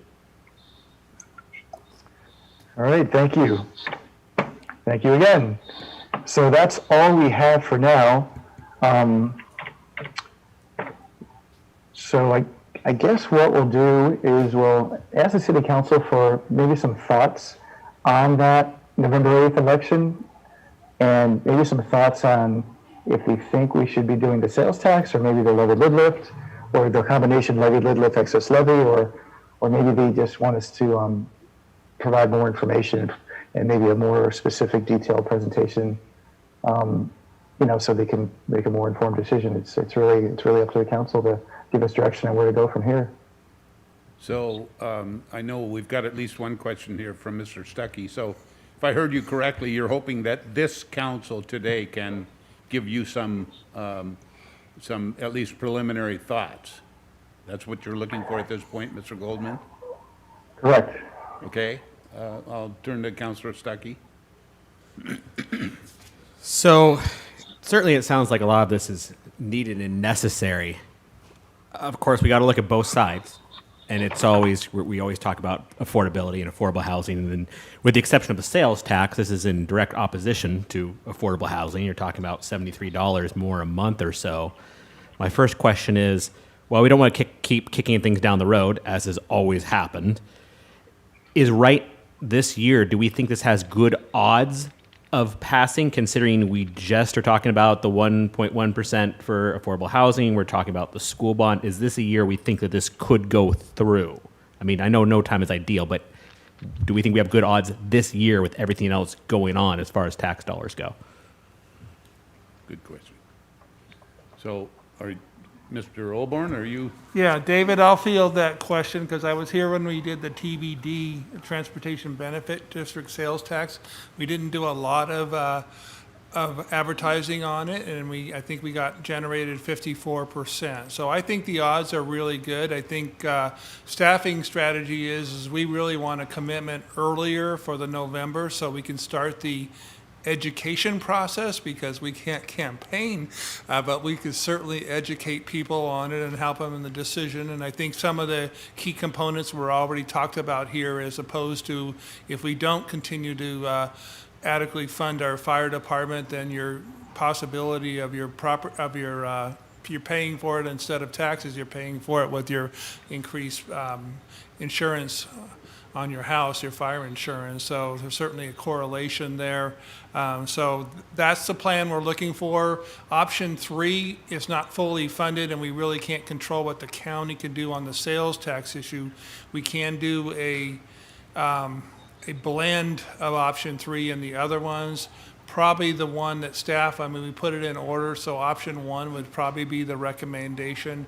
We scaled it back. We're going to have to determine what level of fire department we scaled back. I really would want to add another officer in there for the police department, but I think we can squeeze that out of the budget.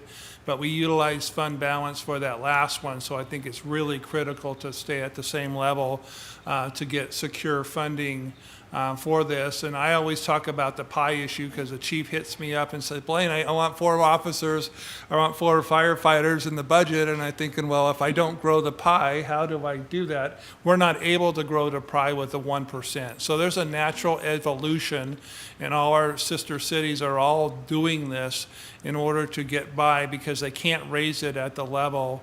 And then why didn't we do this earlier? Honestly, there was some reservation from previous staff that didn't think we had the capacity, but bringing in new staff brought in new ideas and got it confirmed, and it was talked about here that we do have the capacity to put that on. But that was part of the reason reason why this was kicked down and not brought forward in the future. So what we're looking for is direction, and we certainly really need council approval and understanding of this, of what level option it is, but I think that's a key component, having a unity of council that wants to put this forward to the voters and helps us to educate the voter on this. And so this is a little bit different than the county sales tax we talked about, because this one we're not talking about you guys making the decision, we're talking about the voters making the decision.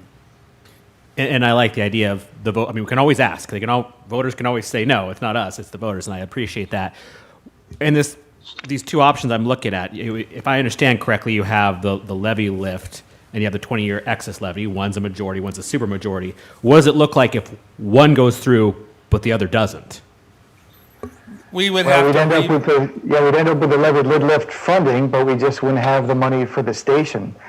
So what we'd have to do is decide, I mean, we have to follow the will of the voters, and we have to make sure we structure the ballot language so that it's flexible enough to take that into consideration.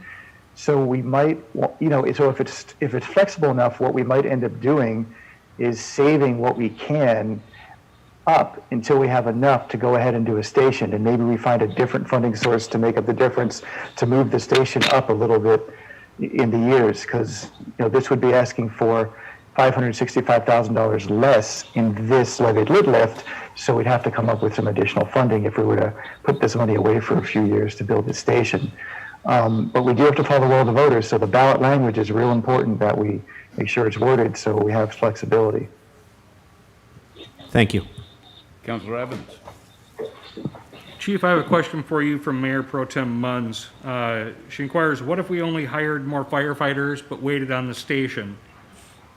Then the public would be paying for manpower and not have to pay for both of them right away. How would that affect you? Well, how do I best answer this one?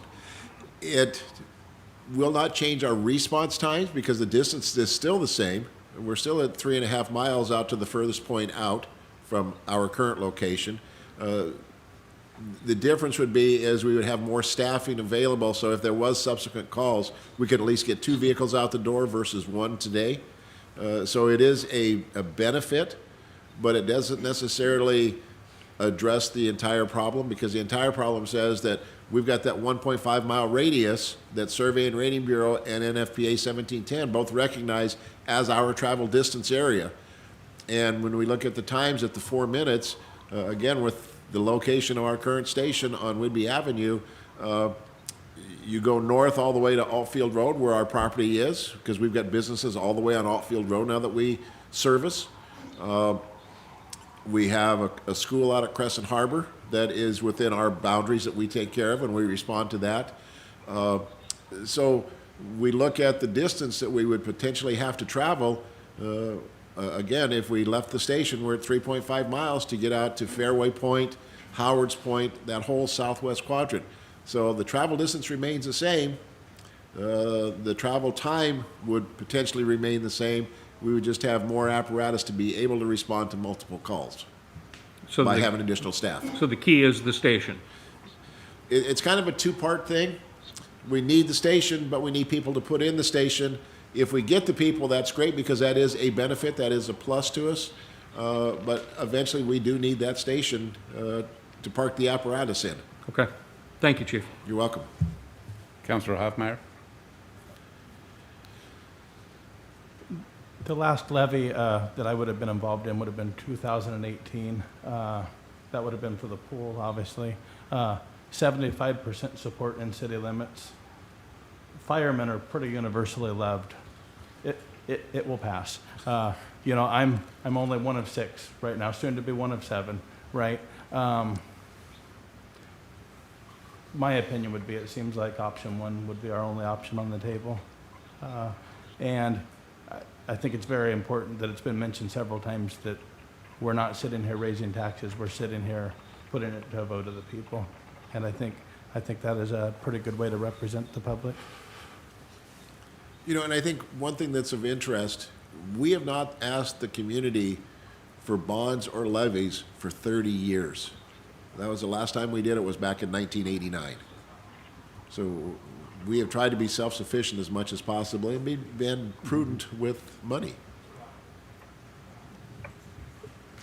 Well, I've got to tell you, Chief, that, you know, you and I have worked together now for pretty close for 6 years, and we definitely have kicked that can down the road. There's no question about it. You've been very patient, and you found a way to keep us safe in spite of it. So I can't tell you enough how thankful I am. And I know that when I voted for you for our chief, I just still feel as strong as I did on that day that if my house is on fire, I want somebody like you with your knowledge and your energy to be there working on put it out. And I think you've got a lot of guys that you're working with that are trying to do that same thing. So thank you very much. And we got a tough decision here. Councilor Evans. I would just like to repeat what I said at the last city council meeting, that, you know, our job as a city, the primary focus is public safety, and that's what both of you guys are providing for us. So, yeah, we're definitely going to look at this and see what we can do to get it resolved. So, thank you, guys.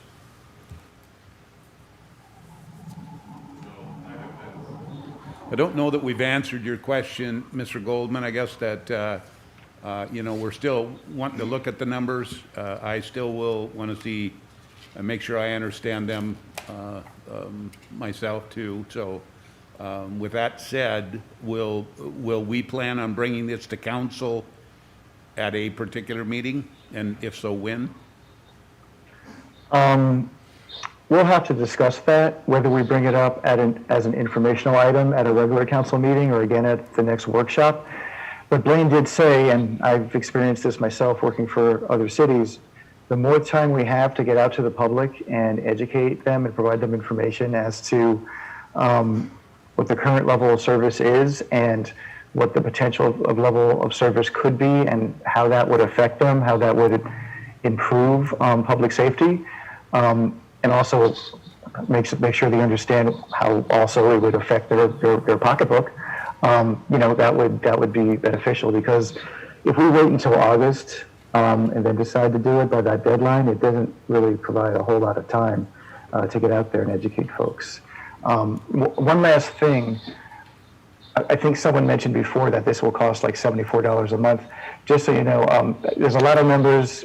It's kind of confusing when you first look at it. But right now, people are paying $48 a month, and everything, including these additional firefighters and some of the other options, everything it will end up costing about $25.63 a month more than the 48. So, you know, it's about 50% of what they currently pay.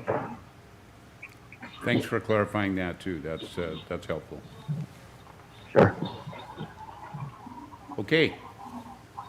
We will then move on, I guess, at this point in time, to Public Works. And our first item is, thank you again for that last presentation. First item under Public Works, under A, is Southeast 3rd Avenue closure. And it's my understanding we have our interim Public Works Director, Mr. Mick Monken. Mick? Thank you, Mr. Mayor. Good afternoon, Council. I'm going to try to go through this pretty quick until we get to the end part of this. But Southeast 3rd Avenue is a project that was brought forward, or excuse me, a safety concern that was brought forward before the council late last year in October. And this was created by or initiated by a citizen with concerns on a road, Southeast 3rd. And for the new councils here, this road is an unimproved road. It has a narrow gravel in the center of about 16 feet wide. It's got drainage, very shallow drainage swales on both sides. And it also is the only access to Volunteer Park. And if you're not aware where Volunteer Park is, it's located directly south of the Senior Center. And the concerns were that there were activities going on of vandalism, littering, loitering. And the Police Department and Public Works have coordinated on this, and the police are addressing the activities that are going on, and Public Works is looking for a long-term solution development. What has been a concern, and we went through a public outreach, and this came out very clear. We did a 3-week outreach, and we notified the residents, Little League, the Recreation Center. We had a website addressing what the concerns were and a proposed possible solution. And then there was a questionnaire posted, and we asked citizens to please respond. We received a total of 14 comments. 2 were in support of the closure, 12 were opposed. The majority of the 12 people who opposed, I believe it was actually 11 of them were opposed for the reason of parking loss. People are currently using this, primarily the Little League, as a parking location, and it's not a parking area, it's just an unimproved right-of-way, but they are using that. It's right adjacent to the fields, and had an opportunity to speak with 4 of them who opposed it in the Little League group, and they had complained that the concern of closing this road was, or not allowing it for parking, is that it was too far for them to walk and carry chairs and other apparatus to the park. The other part of the complaint, which actually supports the closure of it, and this was from the 4 people, and I've actually talked to another one recently, is that the concern was that pedestrians are trying to use this right away. Again, this is the only access on the west side of Volunteer Park. The pedestrians are coming in, and these are people that are coming to the Little League mostly, and it conflicts with the vehicle movement. And then they also are concerned with the vehicles when they park there. They fit in pretty tight because it's not a parking lot. They just kind of jam in there. And I'll show you a print in just a moment of that. So the conflict movement of the pedestrian is really one of the major parts, other than this is not a designated parking lot, but is one of the major concerns from the public works standpoint of the conflict safety, is that you have a lot of people trying to move in and out at the same time when the vehicles are trying to move in and out. Now, there were some other issues, the after dark unwanted activities. We have since gotten a street light installed there. And that issue, I talked to a resident last week, and they said that that street light has greatly helped the situation. This is the picture of what it looks like, where you see the vehicles put in there. Can we pause Yes? here? I don't believe we can Yes. see your presentation. Do you intend on having a presentation? I do, and We're not seeing my it. apologies. All right. Thank you.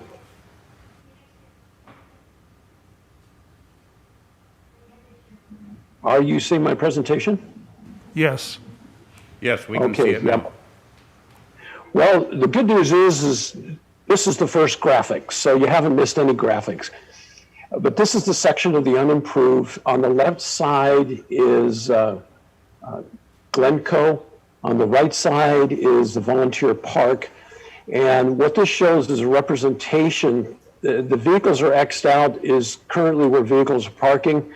I have been told in some situations they actually park more than that, but what it turns out, what you're seeing here is 21 vehicles parked there. And the areas where they're parked, that's where the 2 swales are located.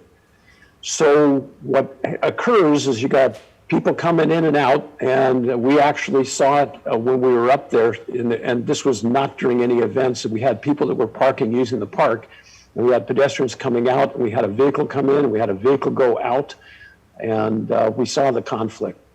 Where you see those X's, those are the areas that really it's unsafe for a vehicle to park because it obstructs turnaround on the right side and it obstructs sight distance on the left side. So staff did take a look at parking needs, and I'll cut to the chase on this one here. We did an analysis using the standard of design practices for sidewalks. So this is a nationally recognized practice. And what it turns out is on the existing parking that's out there, this is within 1,000 feet, which is 4 minutes walking. If a person walks an average speed of about 2.7, generally speaking, people walk anywhere, seniors walk at around a little over 2 miles an hour. Most adult and children walk at about 3 miles an hour. So this covers the range. We've got available 310 designated parking. There actually is availability higher than that, and that does include street parking. This is just a summary of the total parking spaces available, how many would be using the field, plus 50%. This again is based on a national standard for Little League of how many vehicles to plan for each ball field. And we've got 3 fields out there. We also took into account for the swimming pool and other recreational uses, and we have also vehicles coming in and out, and it shows we have an availability of about 64 additional spaces. So we're not really hurting for spaces, but again, these are up to 1,000 feet. Most of them are in the vicinity of 300 to 400 feet. Again, this section of Southeast 3rd is, I would say, within probably 50 feet of the closest field, maybe 150 the furthest field. So in the parking analysis, there is parking available, and it all evolves around the distance, and people bring in chairs, lawn chairs, and other apparatus to the field. So we did look, and when we spoke with the council last time, we did look at potential new parking.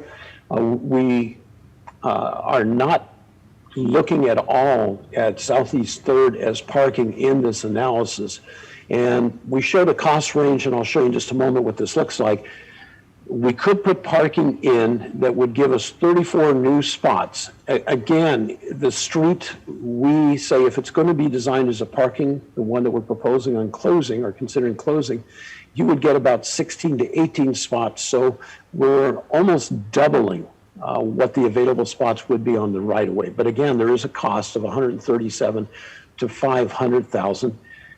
The LID, since you just covered it, it's different here. That's called low impact development. And pavers would be asphalt or bricks. So what we're looking at is a pilot program, and this is something that could be for future usage of the low impact development at Harbor Heights. And I'll be bringing that up at another meeting in the future when we cover Harbor Heights. But basically, it allows for a lower cost solution for parking. So this is a section of the concept of Southeast 3rd, the one I showed earlier where the parked cars were. And this would be what was shown to the public about closing. If that road is to be closed, it would be able to be open for emergencies. It's not suggested that it would be open for temporary parking during Little League. If that is going to be allowed, then those billers should not be put up there. The idea of this is just to restrict vehicles and allow for pedestrian to have only access through there. So this is the solution. We looked at where we could get parking that would be in a comparable distance as Southeast 3rd. Again, this provides close to double, and it is a parking that would be, what's proposed here, a gravel grid, and I'll show you in just a moment what that is, but a gravel grid is a gravel base, but it's contained within a confined grid. These are what are used for low impact development projects. So it reduces the cost significantly. It addresses drainage because you can drain right through the gravel and you don't have to put detention, or you don't have to put water quality in. Of course, you don't have the pavement, and then when you put it in a grid, it cuts your your maintenance down. So this is a sample of what gravel grid looks like. And again, we're going to be talking about this as we hit Harbor Heights as well. But I want the council to at least see this, so when we talk about this again, you'll have a familiarity of what this is. So it's a plastic matrix. It's made to withstand very heavy truck loading, so passenger cars can drive on this, even if you didn't have gravel on it. So you will have a driveway, or excuse me, a driving surface, and also to a surface that would allow for wheelchairs, baby carriages, scooters, bicycles. So in conclusion on this, On the west side, where they are currently using it, again, it's the only access to Volunteer Park on the west. There is a residential neighborhood there. There is a fair amount of people that go through. We don't know exact numbers because we weren't able to do a count there. It's estimated that during the time vehicles are parking, it's probably in the neighborhood of about 30 to 40 people that are accessing through there when vehicles are coming in and out. The pedestrian safety is the main concern and why this was being brought to the council, because we have addressed a lot between the police department and the additional lighting there of some of the undesirable activities going on. There is a concern with safety vehicles. It's not at a high speed that I don't think anybody in a vehicle is going to get injured, but the pedestrians are the ones that are at risk. The undeveloped right-of-way, it's generally not a practice that most agencies use for parking. It's not unheard of. I mean, some areas they just don't do anything, leave it like it is. And it has been used that way for, my understanding, well over a decade. There is a feasible alternative in the park for parking. That's an area that's undeveloped. It's open grass. It doesn't have any drainage problems. And it's something that we can actually do in-house, and that's where the lower price is.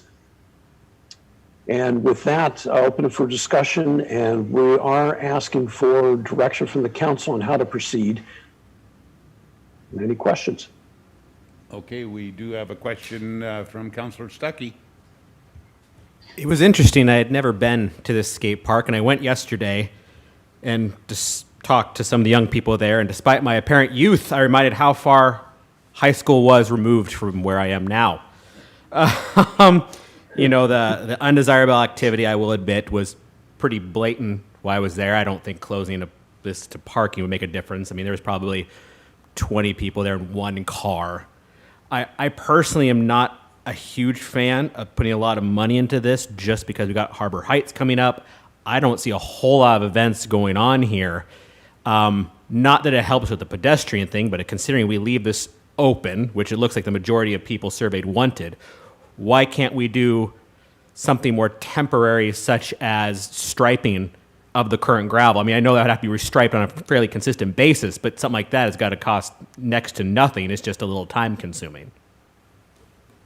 It would be very difficult to stripe because it's grass, so your first mowing, it's going to be gone. The second thing, it's a drainage ditch, and in our permit, painting through a ditch, if you did it once or twice for utility locations, wouldn't be an issue, but if you started painting it permanently, that is considered a contaminant. And so there's a ditch on both sides. Again, they're really shallow ditches, but it probably wouldn't be a good practice. We could put stop blocks in to identify parking, but once we do that, then the city has acknowledged that that is identified as a parking spot, and it does not meet the city's standards for safety, meaning that we don't have any accommodation for pedestrians, and that we don't have control on how to do turnarounds or even address ADA if that should be brought up, because a person who sees that as a parking could come back and say that's not ADA compliance, and the city would have to address that. Okay, thank you, Mick. Councillor Evans has got a question. Yes, if I was looking at those numbers correct about the parking spaces, when we're at a peak at this location, we've got 64 open spaces available in the parking around the area within 1,000 feet. That's correct? That is correct. We actually probably have almost 4 times that. If you consider there are areas you can park, they have gravel or hard surface. These are just parking spots that are designated. And are those So we do parking have spaces, is there signage to indicate to the people attending these events that they can park at the school and surrounding areas? I don't believe there is. I did talk to a representative of the school, and they said anybody can use the parking facility off hours. But no, I don't believe there are any signs. Okay. I would think if we did happen to do anything about closing this area, we'd want to at least put up some signage of where the parking is acceptable. But thank you. Thank you, Councillor Evans. Councillor Hoffmeyer. Yeah, with Volunteer Park there, 2 of the 3 ball fields there, but up to Jerome. There is a fair amount of parking there, like staff had said. It's pretty wild though.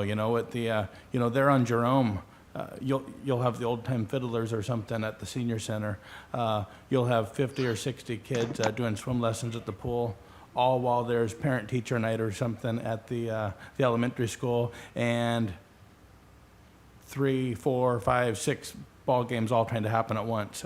I think all of us that have had kids in sports in town are used to sometimes walking many blocks to get to the ball games there. I did not know that this parking was on the west side, which is pretty wild. I've been here for, July of '99. I didn't know that was there.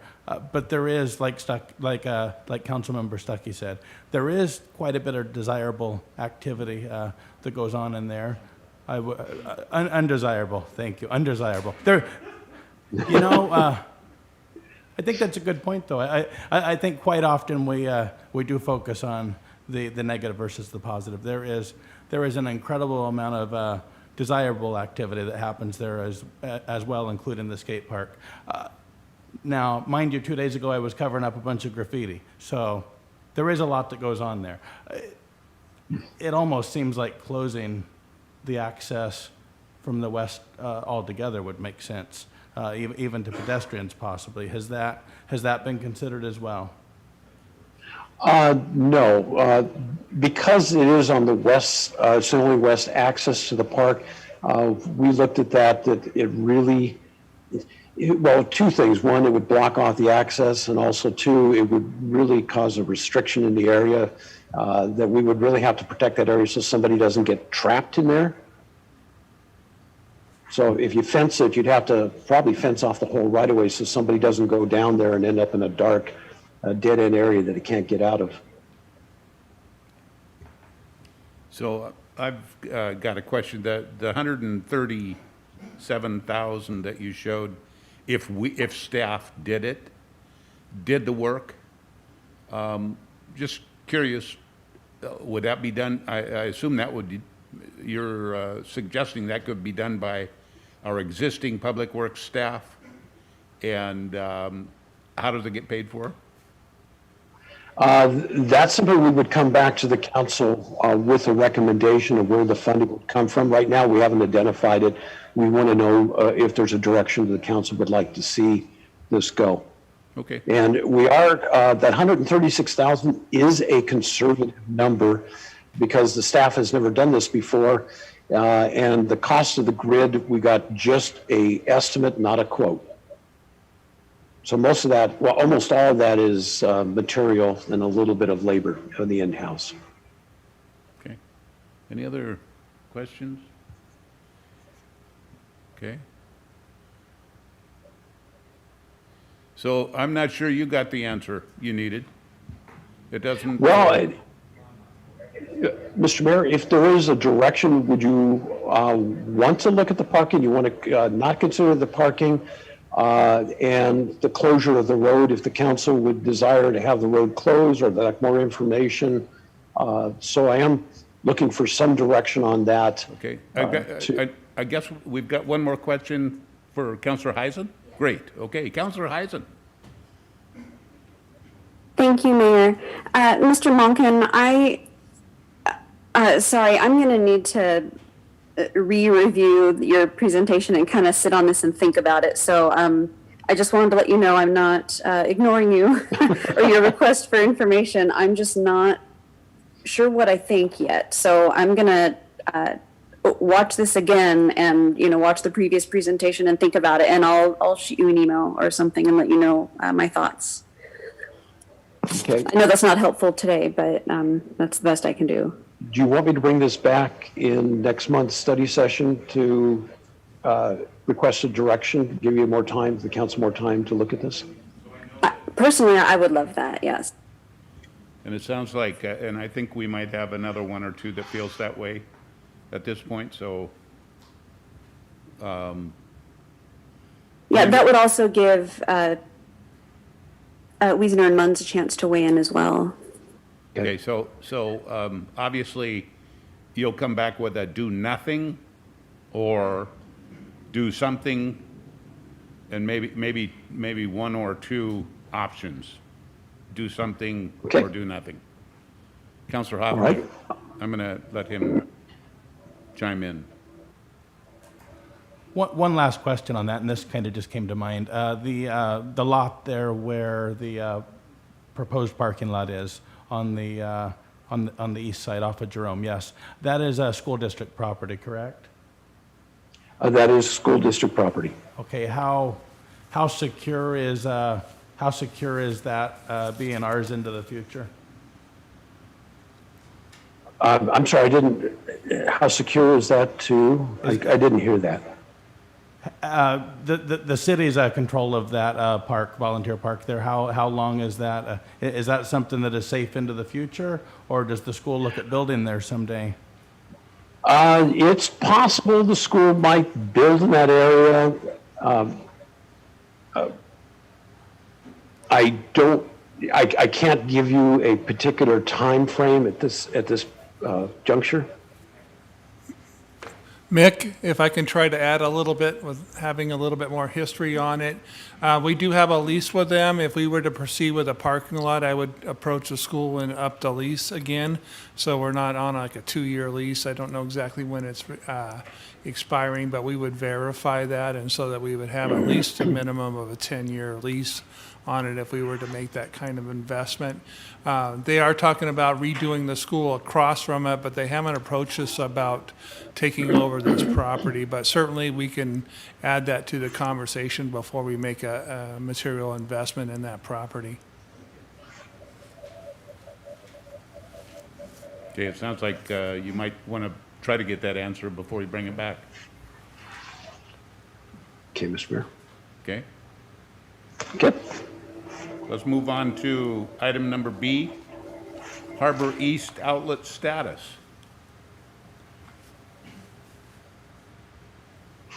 Are you seeing the presentation?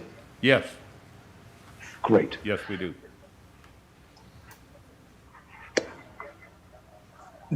The city has 3 outfalls that drain in the downtown area, and we have 2 of them, and I'll show you in just a moment where those are located. We have 2 of them that we have done modifications. We have a third one that has not been modified. It is referred to as the east outfall. And what you're seeing here where it says outfall is just directly west of the condominiums, east side of Windjammer Park. What's happened over the years is the shoreline sands have basically been migrating. They've been moving. The bay is getting shallower. This pipe used to be completely out of the ground. It's 36-inch diameter. It's now under the ground, under the sand. We cannot dig the sand out. We're not allowed to remove it. The state prohibits that. The outfall pipe, the city has been planning to extend the pipe out, and they have a fund reserve of $375,000 existing. So this is a fully funded project. So along shown here on the left of the picture is the west outlets. And these are actually 2 pipes. They're 2 different outlets. They were extended about 80 feet, roughly 17 years ago. And so this was the proposed solution, the same condition that over the years between the wind and the wave action that the outfalls had gotten buried. So the proposal initially, and again, where the $375,000 was to do the same solution. This is what our 36-inch, this is the east outfall pipe, what it looks like today. You can barely see the top of the pipe. And again, when this was originally put in, it was above the ground. And so it's got over 36 inches of fill because a 36-inch pipe is roughly 42 inches in the outside diameter. Each, several times a week, and each time there's a storm, the crew has to go out there manually and dig it out. It's backbreaking, but it also too is dangerous because sometimes they have to go out there during a storm. We do have an emergency backup system It is effective, but it is a risk. We basically run an emergency pump until the guys can get out there and drain the pipe. And they have to wait, of course, until the tide goes out so they can do it. Sometimes we'll have flooding in the downtown area. It'll start flooding the streets. We do have concerns because it does flood a private parking lot there as well. But we have been able to keep it under track because during storms, the crew, with their due diligence, they will run the pump whenever there's a storm and until the tide goes out, and then they'll hand clean it. We came up with a alternative, and what you're looking at here, it looks kind of funky, but that thing that looks like a shark's fin, that's actually a flow valve. And one of the staff here, two of the staff here, had done some studying on this, and other agencies are finding it to be actually quite successful. And a cost estimate is $20,000 for the valve, and this is something the staff can install. This is an example. The one here on the left side is very close to us. They do have to go out there and clear it, but what will happen is when the tide goes out, that pipe's under positive pressure. That valve is a very heavy rubber.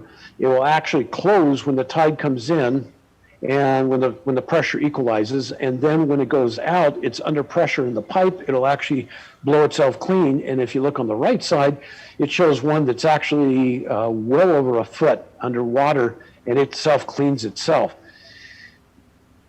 We did do a long-term design solution, and for us to extend it out would be, if we go with like what the other ones have, we'd have to go 100 feet out, between 40 to 100.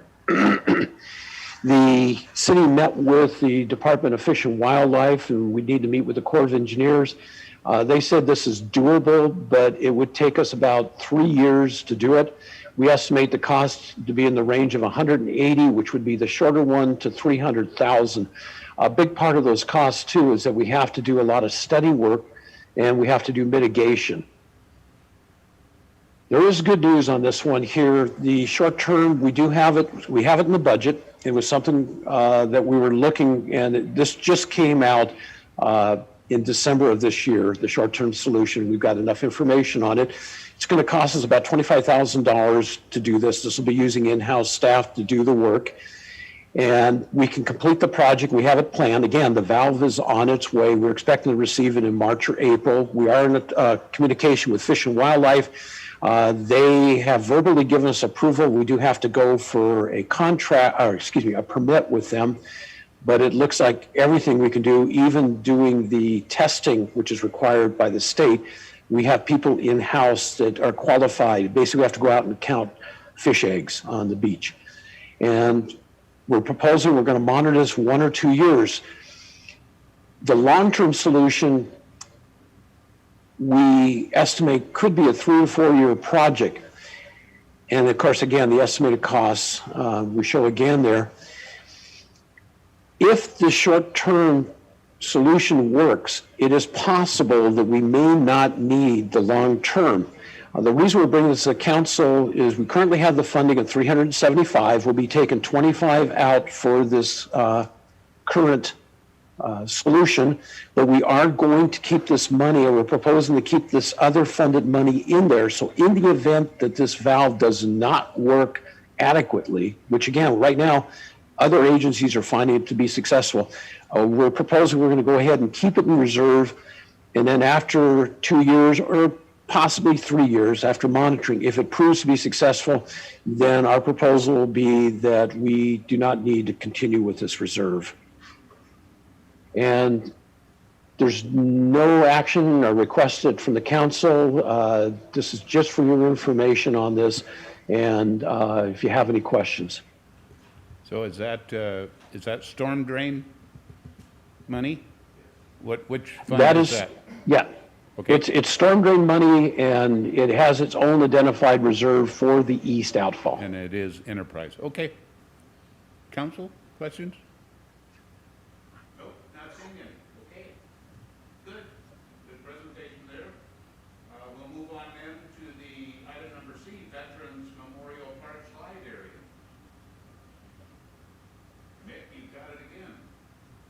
Can you hear me out there, Mick?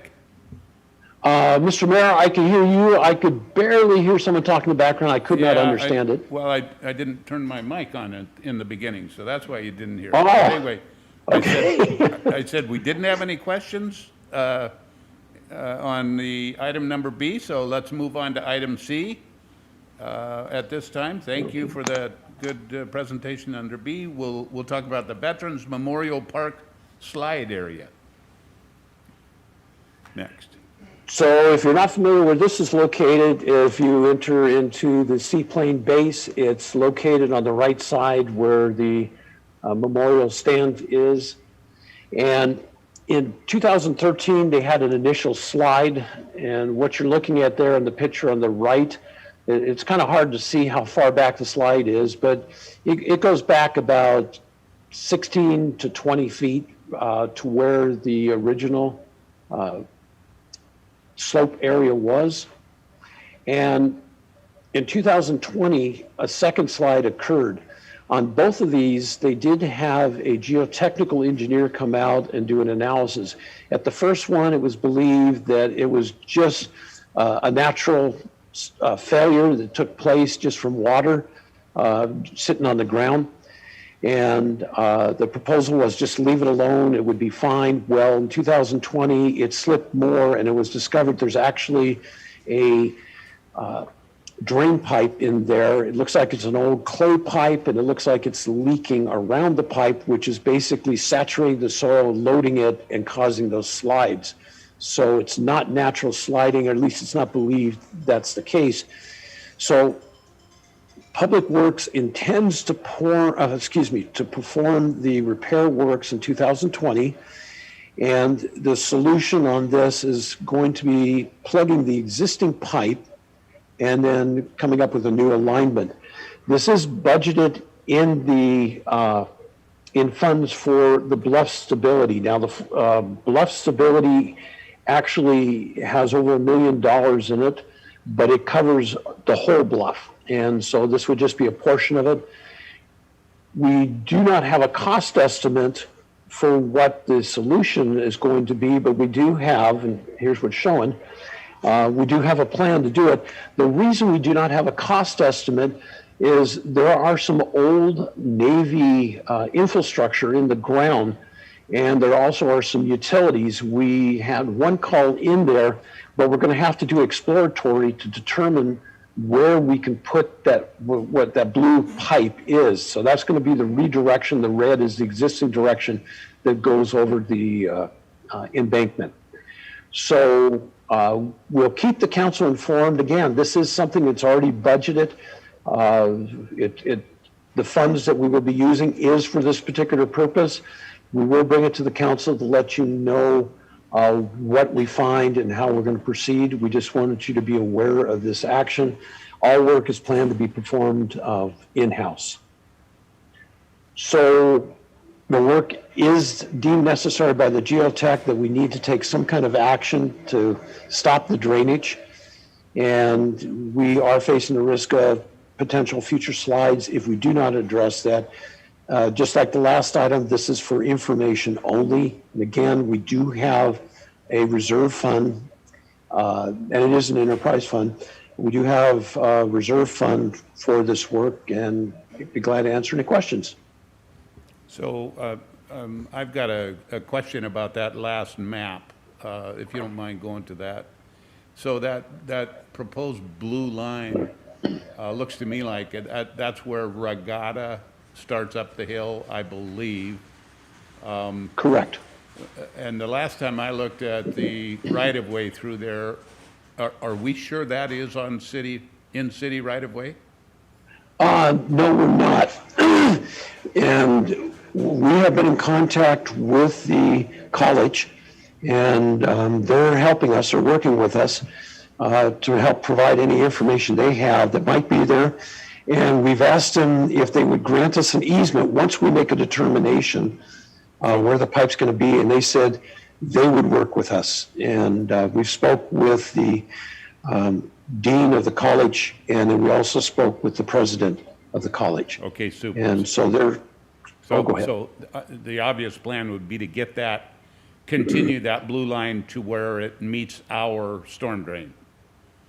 Somewhere. Correct. And where it is on the, I'll put the pointer on it, but on the west end here by Regatta on the east side, there actually is a storm there. You can't see it in the grass there, but there's a catch basin there. You can see one on the street, and there's one that's back here. So that's going to be our first proposal. And the idea is it would have the minimum disruption to the traffic. We could do the work outside of the right of way so that we wouldn't just have as much disruption with it. Otherwise, the other option is we have to go into the street or tear the sidewalk up, and that would be the most costly. And we would have to bring a contractor in possibly to do some of the concrete or restoration work. Most likely on the street, we'd be able to do that ourselves. Thank you, Mick. And Councillor Evans has got a question.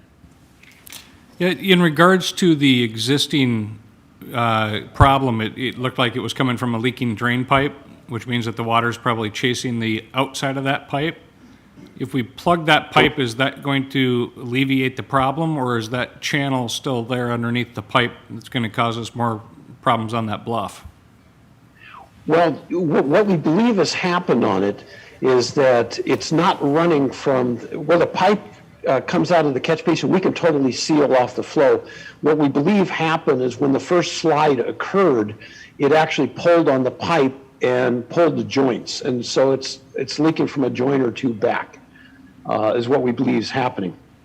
So, but regardless, whether it is following the pipe, we're going to plug it at the basin.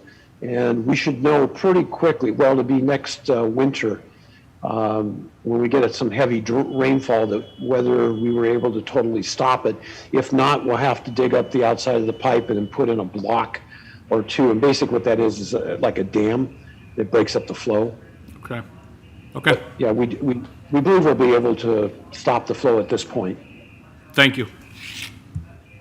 Okay. Thank you, Mr. Monken. I think that concludes our questions on that one. We'll go to the last one, which is 2022 city property demolitions. Oh, we have another one back there. Whoops. It's not the last one. Yeah, I was going to say, next sorry, but I got one more. And I think the next one is going to probably be the one that's going to be right. the discussion. This is a heads up for the council. Property demolition. We've got two properties, one that's located just west of the senior center, and the other one is located just south of where you're sitting right now of the City Hall property. We've got 4 city-owned residential structures that are up for demolition. The reason they're being put up in demolition, we don't have a planned action activity. There's a future one on this. For both of them is for parking, but this is being done for public safety. It's to reduce the risk, and the attractive nuisance is we do have people that are snooping around the house, and particularly at the City Hall site around the garage. And there's also it's hard to see it if you're not aware, but on the south side of the garage, there's about 100 square foot house that somebody had built, an outside structure. And what we are doing is we do have budgets to do some mitigation work, and that is we have $50,000 in our budget to do some mitigation of these houses, and we're going to be removing the underground oil tank, and we want to do that sooner than later because we want to minimize the leak. We have gone out for bids, and it did come under budget, and I didn't have that information when I put this report in, but I'll cover it when I cover the budget in just a moment. And then also too, we have had some transient occupying the area, and that's in a residential area, and it's something that on city property we want to discourage. So the idea that we'll be working on is we'll be clearing the property for future usage. So we do have here identified the properties. We don't need to spend much time, but they're all wood structures. The one on Whidbey, the one by the senior center is 1938. It's not a historically pleasing house. It's just a very small square house. And the ones on Ireland, they're in disrepair. We've got rot on them. And again, they're all wood structures. The one on Woodby by the senior, the garage, it's not attached, and it's currently being used through the city's permission. It's a rock and gem club, which is open to the public to use. And so the garage has had some updates, particularly to the roof, and it's planned to stay there. The house in front is the one to the north, is the one that's going to be proposed to be taken out. I'll show you a picture of both of those lots in a moment. On the Ireland, the City Hall one, the garage and the one house are totally beyond repair. We do have some major issues with the other house. Is in poor condition. It also has heavy mold condition. So the house is considered really not salvageable. The lots were purchased by the city with the intent to use them for expansion of public facilities. And the one at City Hall is proposed to be used for parking. The one at the senior center is also proposed to be used for future parking, but it's not limited to some possible other use. This shows you a picture of both of them. The one on the left is, of course, by the senior center. The one below it that's not in the yellow, that's the garage, is planned to stay there. The one in the front is the one that's planned to be removed. I'm happy to say I had a person come out there who knows trees, and they said no Gary Oaks on that one. We do anticipate with the demolition on that, it will be performed by city staff. The one on the right, the City Hall, what's shown in yellow is really all the structures that are on there. And the house I was talking about, the little one that I didn't realize was a house until I went in the assessors on it, is down on the west side, just south of the garage. So all three of those structures will be taken out. And this gives you a picture of, this is the one I was talking about on Woodby. It's not an architecturally decorated house. It's a very plain one. The one here on Ireland, on the house one, that's the 100 square foot house, and the one on the right, that's the one that fronts the street. That's the one that has the mold in it, and it does have some rot. We also believe it has a fair amount of asbestos. So we have gotten, as I was talking about, we have gotten a bid and we've approved it for the oil tank removal.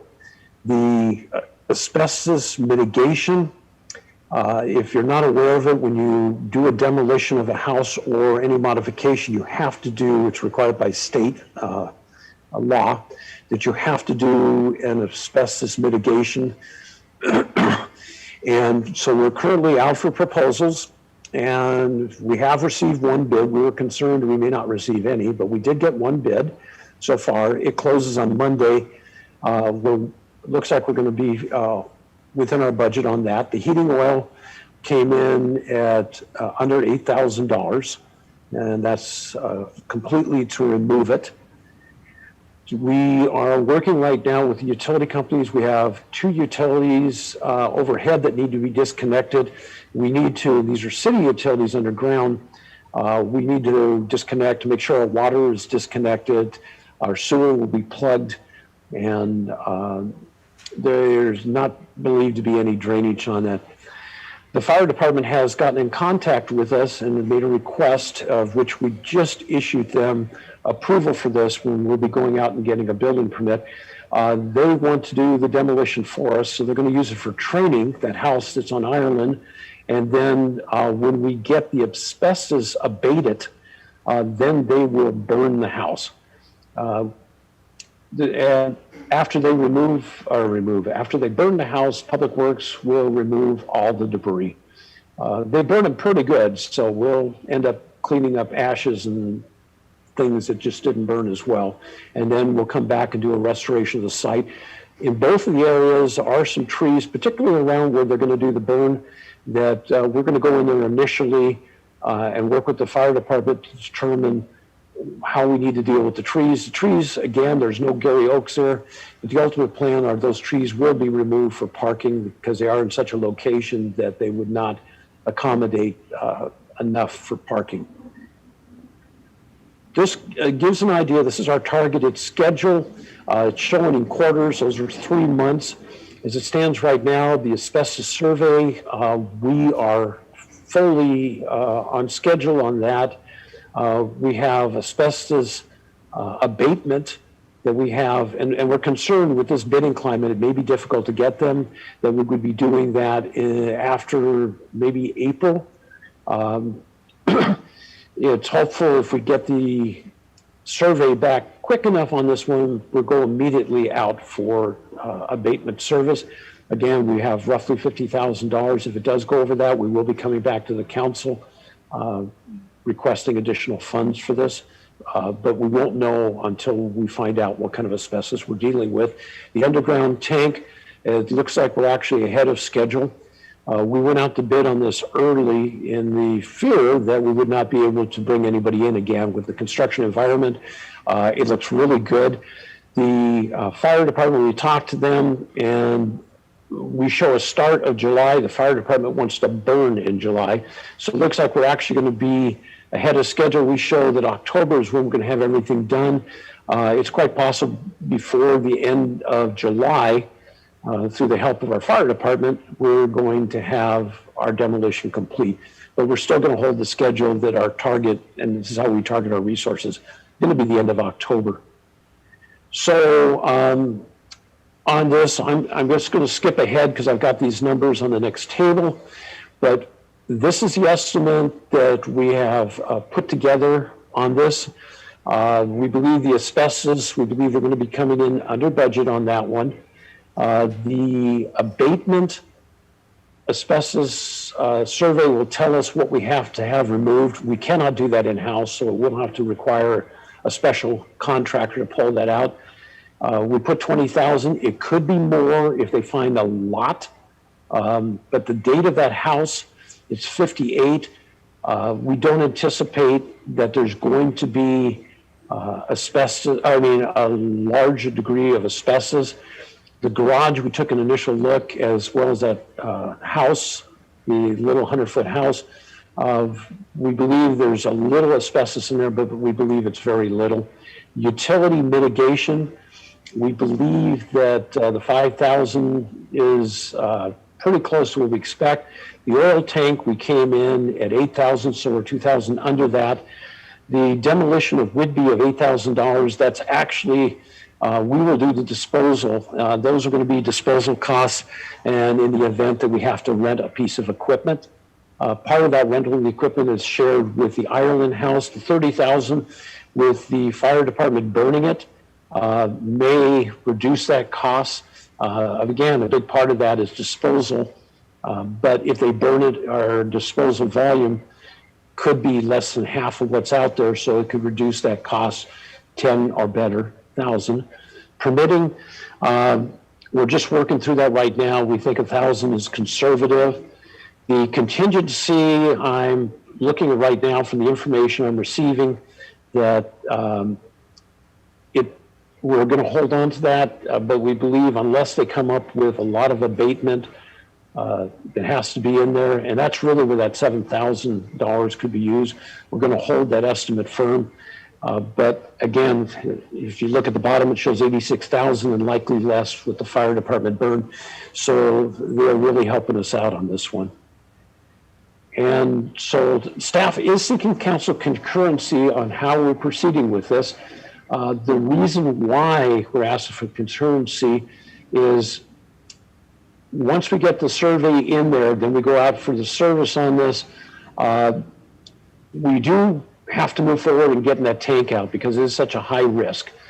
But if the council does not want to proceed with the demolition after we get at least staff is recommending we get the asbestos removal cost, and we can let the council know the price, and that's within the budget.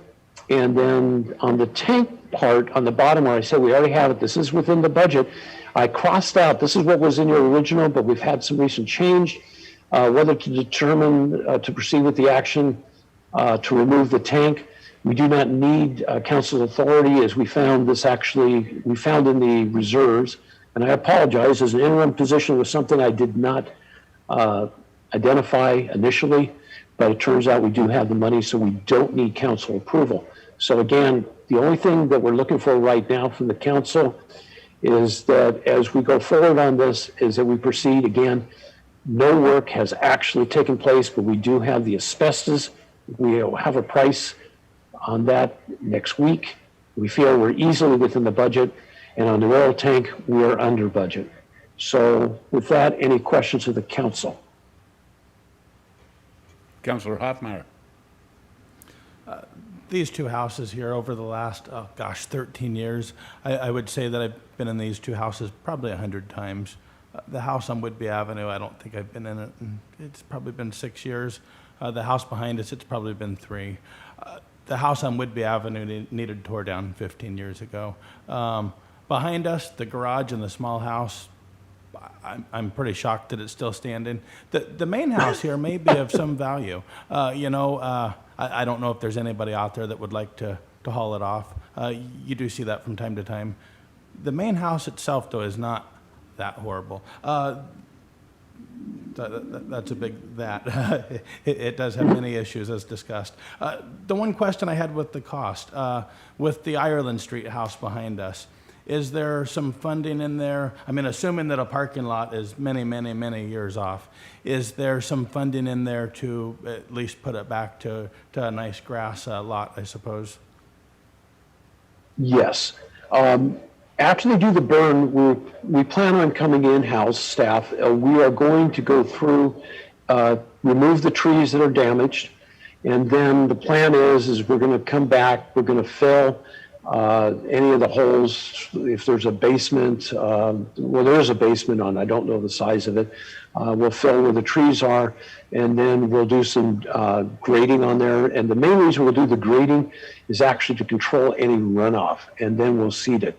So it will be, it will look much nicer than it does today because it'll be clean, and then we'll do some grading on the site. But we don't plan on, going through and grading the whole site unless the council would like to do that. We plan on just making it smooth, and then actually you could use it as a passive park until you do a parking lot on that. Thank you for that. Yeah, I think that the basement in the house behind us is probably 100 square feet. The rest of it's about crawl space depth. There is Cascade natural gas in there as well, so one more utility. Oh, okay. Thank you. Okay, I'm not seeing any other questions. Thank you, Mr. Monken, for this section of your report. And so we will now go to the last item. All right, and so we'll proceed with the house demolitions we have, and we'll keep the council updated. Thank you. Splash Park water usage and water reclaim plan. Okay, it's not coming up, so just be a moment here.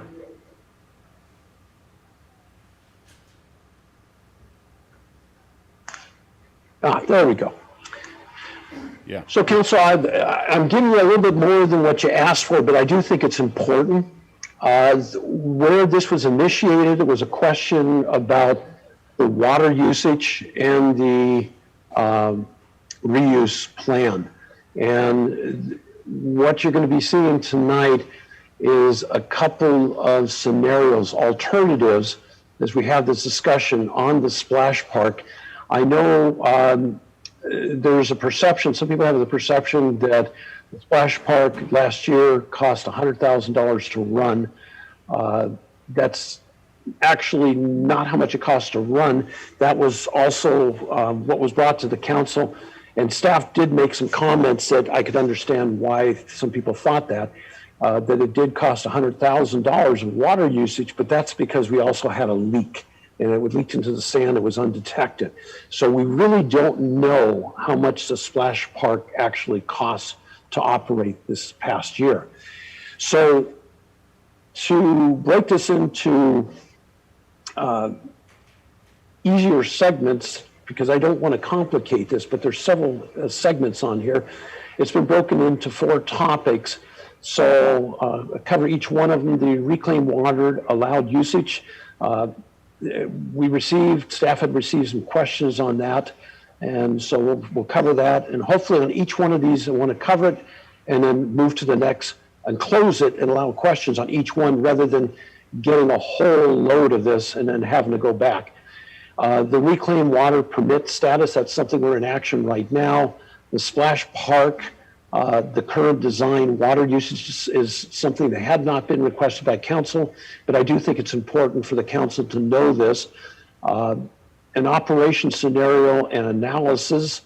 Again, this is, I believe, more information than what the council asked for, but I do think it's very important for the council to understand this because I do think there are some decisions that could be very helpful for the council and also help to have an understanding of what we're into. The splash park operation options. I did hear a question from, I believe, 2 council members about a recirculation water system. And so I want to address that versus the domestic. And then domestic water use management. And that's basically what options do we have to manage the water on the park. So we have, in the city level, we do have some control how much it costs. So the first one on the reclaimed water, and again, I'm going to go through each one of these, stop, and then ask the council if you have any questions. Doesn't mean we can't go back, but I just want to keep it in controlled elements. So to talk about reclaimed water, if you're unfamiliar with that, this is a really good picture. So the raw sewage is what comes in. The plant effluent is typically what is permitted to be released into your zone, which in our case is the harbor. And then the reclaimed water is what we produce at the city. And what that means, it takes the effluent and it actually filters it similar to potable water, drinking water, not to that level, at least it's not accepted, but it does have very similar properties. It's crystal clear. You don't see any suspended particles in there. And it is chlorinated. It has a light treatment they put in there, which actually kills all the pathogens in there. And then it's tested before it is released to make sure it meets those qualities, and then we have to give a report. So there are 2 types of reclaimed water. There's a Class A and a Class B. We at the city produce a Class A. Class B means you can use it for very limited purposes. Class A means you can, they do have described, but it has a much higher usage on it, and you don't have the protective requirements to the public for health. So it's considered safe to health. And the classified safe to public health and environment means if you took this and dumped it into a stream or a wetland, you wouldn't have to put any notification up there to the public saying, warning, this is reclaimed water. So it is regulated by the state's revised code of Washington and the Washington Authority Code. And those are our 2 state laws, formats that we have. So for the water that we have for reclaimed, and this is under the state statute, you can use it for groundwater, which means you can inject it into your potable water source, like if you have a well nearby, a recharge.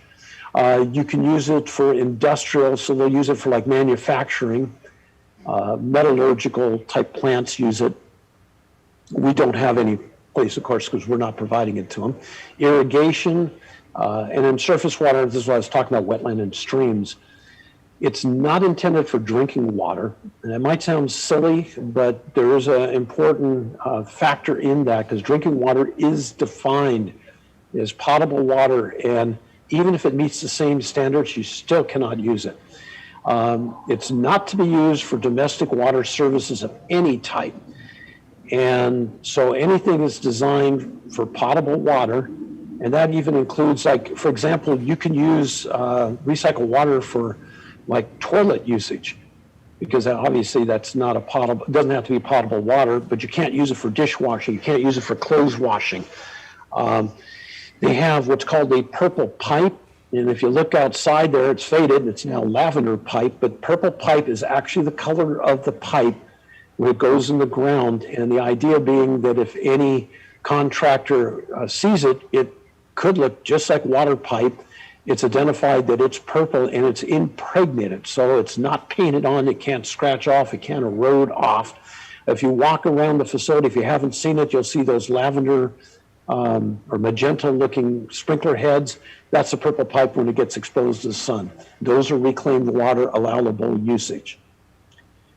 So with that, is there any questions on that or the limitations of reclaimed water?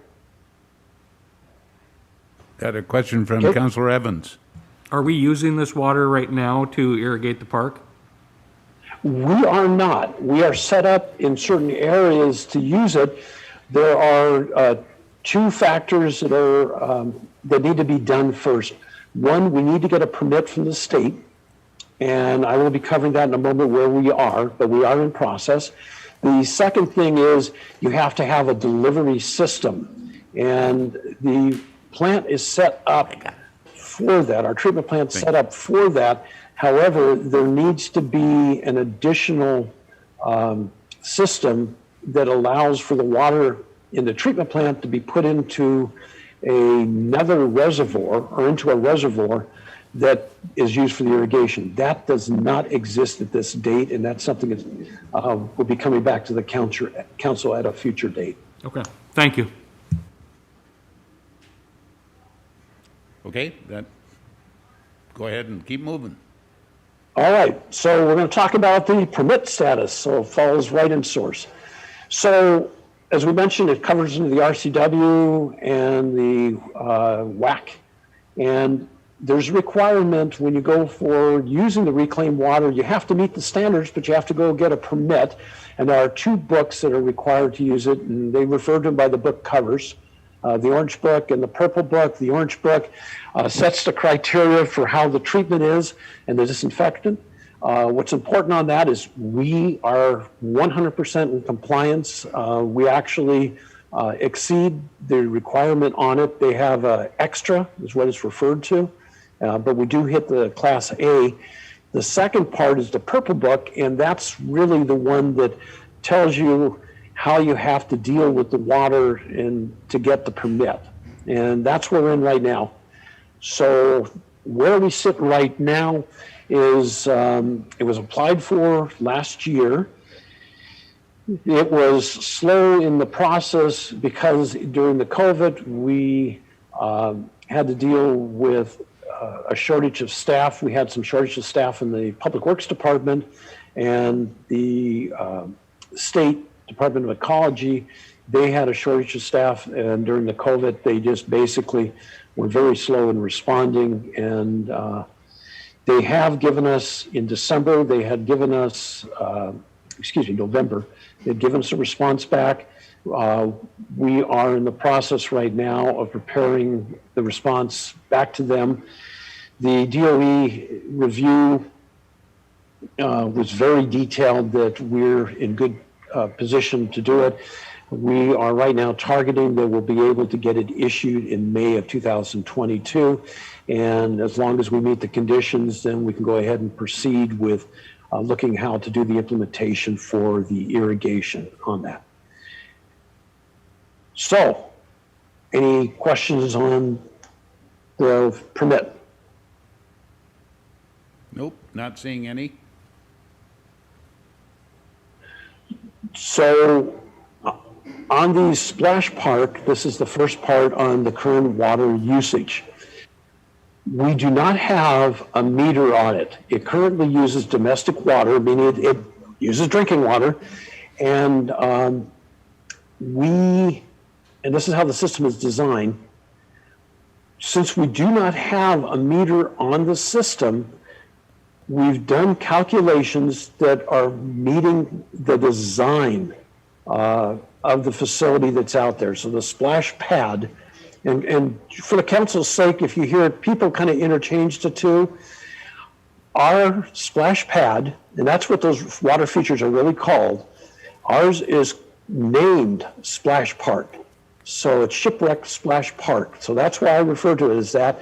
But also too, just for your information, or if you want to get more information online, you look under Splash Pad. But ours is designed for 123 gallons per minute. Now I wrote that that's conservative approach. The reason it's conservative, our facility out there has sensors. They're not all working at this time, but we have sensors, and when somebody goes out to the park, it activates. And so each of the features out there will activate when you get near a sensor. It'll turn the waters on. When they leave, 20 minutes later, they go off.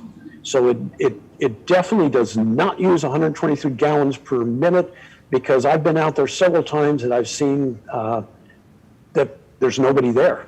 And the water's not running, and a kid will run up and stand there for a minute and it runs up. There's two parts of the feature out there. There's one that's the shipwreck itself, and the other is there's I apologize, I don't recall what the stream is, but there's a concrete stream that runs just west of the ship. And that also gets activated by somebody going into the system there. It operates, right now, the planned schedule operates from the 15th of May to the 15th of September. It has been periodically shut off and on, and the reason for that is weather. If the temperatures are below 65, they shut it off. If we have high winds, they shut it off. And in the time period there, it's just rough. This year we had a temperature, last year we had a temperature drop. We actually, it was decided to shut it off on Labor Day. And we had a kick up of the heat and then it was turned back on again. Typical time of operations, 10 to 7, so we're doing 9 hours a day. This is important. It drains to the sewer main. And where that's important, we pay sewer rates for that. So every gallon of water we use, we pay for a gallon of treatment. The city bills ourselves the same as any other person that would be under a commercial rate fee. So the water usage per day, again, this is conservative, but I want to give the council a worst case scenario. The water usage is over 66,000 gallons per day, and the water usage per season is over 8 million gallons. The reason why you see 11,000 CCF, that's 100 cubic feet. So if you take a 100 square foot cube, multiply 100, we use about 11,000. Again, this is conservative using the design, and if it was running full time during the design. So using those numbers, the water in the sewer, it's $44,000 is the annual use of water. So that shows the $100,000, we definitely had a severe leak going on, because the 44,000 is very conservative. I'm guessing the usage is probably somewhere half of that. The sewer cost is 76% of our cost, but that $100,000, when you include sewer, we're at $185,000 if the thing was operating full. But again, if I'm conservative, showing here, but that still puts us over $90,000 operation if we take into consideration that the actual design flow and the actual flow is about half of that. But again, the sewer is a significant part of that cost. So we're going to have that. Hey, Mick, we've got a question here. Question by Councilor Hoffmeyer. Hey, Mick, hey, don't take this as combative here. It is not intended as such, at least not at you. I mean, sometimes the way government accounts for money, that would be what it's at. I don't like dealing with monopoly money. I think what the real world costs are here would help us. You know, we're looking at this problem, evaluating this problem, potentially looking at how many hundreds of thousands of dollars should we invest in solving this problem and what the return on investment there would be. The biggest reason I bring that up is, like you said, the water usage is probably half at best, and I think maybe even that's conservative. So you could probably turn that 185 into 90. But the biggest thing there is $140,000 for the sewer fees. I don't think there's any of us that think that there's any real world cost for that already clean tap water being ran through the plant. If they're there, they're minimal. Yes, that money switches from parks to sewer, I guess. But I think to be able to make an informed decision on how much money we need to invest here and what the level of this problem is, I bet you the cost to the taxpayers for this 123 days of operation, I bet you it's closer in the $25,000 to $30,000 neighborhood. And I think that would certainly have everybody in much less of a panic mode. So at some point, I do hope that we can see what the real world costs are, but I also understand your formula of getting here. Well, I'm actually glad you asked the question. This is one that actually, from a staff level, we've been hesitant. I'm going to show you some alternatives that come into the next part, which I think will help better address it. It'll address some of what you have. But Mick. I'll address some of. Hey, Mick, go ahead. just a moment. Councilor Evans. Got it. Yeah, I just wanted to expand on what Councilor Hoffmeyer was saying. Why is that water going into the sewer plant anyways? Because it's required that, because this is basically considered people taking showers. There's a possibility that there are human fluids going out into that water, so it cannot be released into the bay. The state requires us that we have to recapture that water and treat it. That's why it's going in the sewer. Thank you.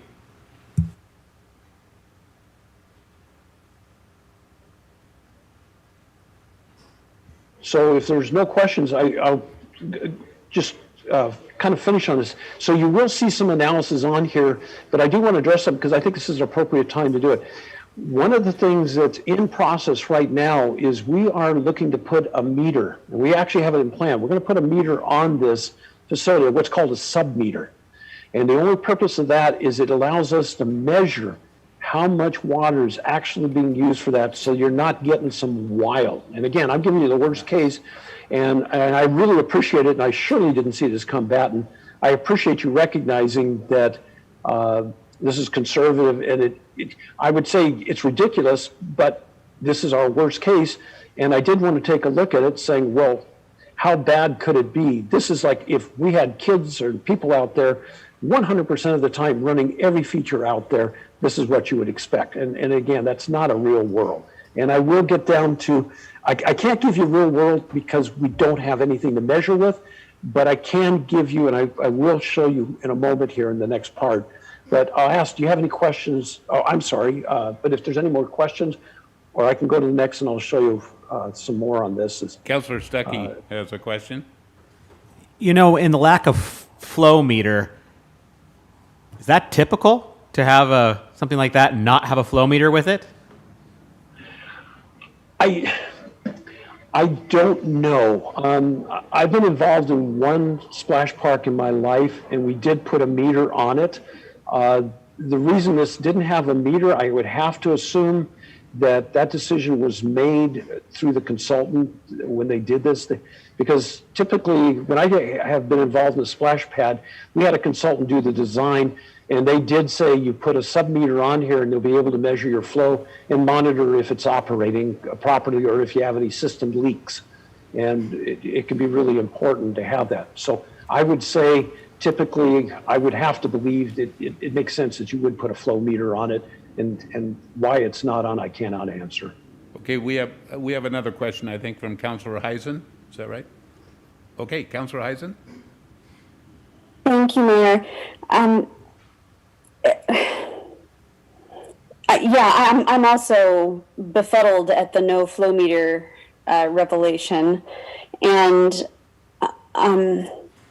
I'm concerned about, and I don't know if you're going to get to this, and I'm asking too early, Mick. Just let me know. But I'm glad that we're going to install a flow meter. That just seems like common sense to me. But the fact that there was a leak, and then you mentioned one of the sensors wasn't working currently. This is a brand new facility. So I'm alarmed that we've got things like leaks and sensors not working. What is being done to fix that, especially the leak that cost us so much money? Has that been fixed? What's the plan there? Well, the leak has been fixed. What had happened is we actually had a pipe joint pull apart. It just blew apart.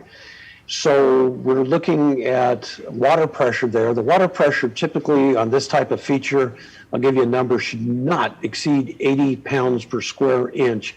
The water pressure there is 104 pounds per square inch.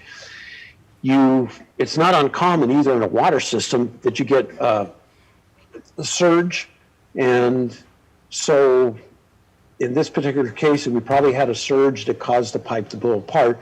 When we get the submeter in there, we should be able to detect if there's a leak or not. And it's actually quite simple. If you ever looked or ever seen a water meter, there's a little, what they call a spin wheel, and it spins around showing if there's any flow. You may not see the meter moving, but you'll see this little wheel spinning. So we turn off the water part and we check if that meter is spinning, that flow, pin flow meter is spinning. And if it's not, there's no leak. If it is, then we start searching for leaks. And had we had that valve, we would have been able to detect it, or excuse me, I'm not the valve, the gauge.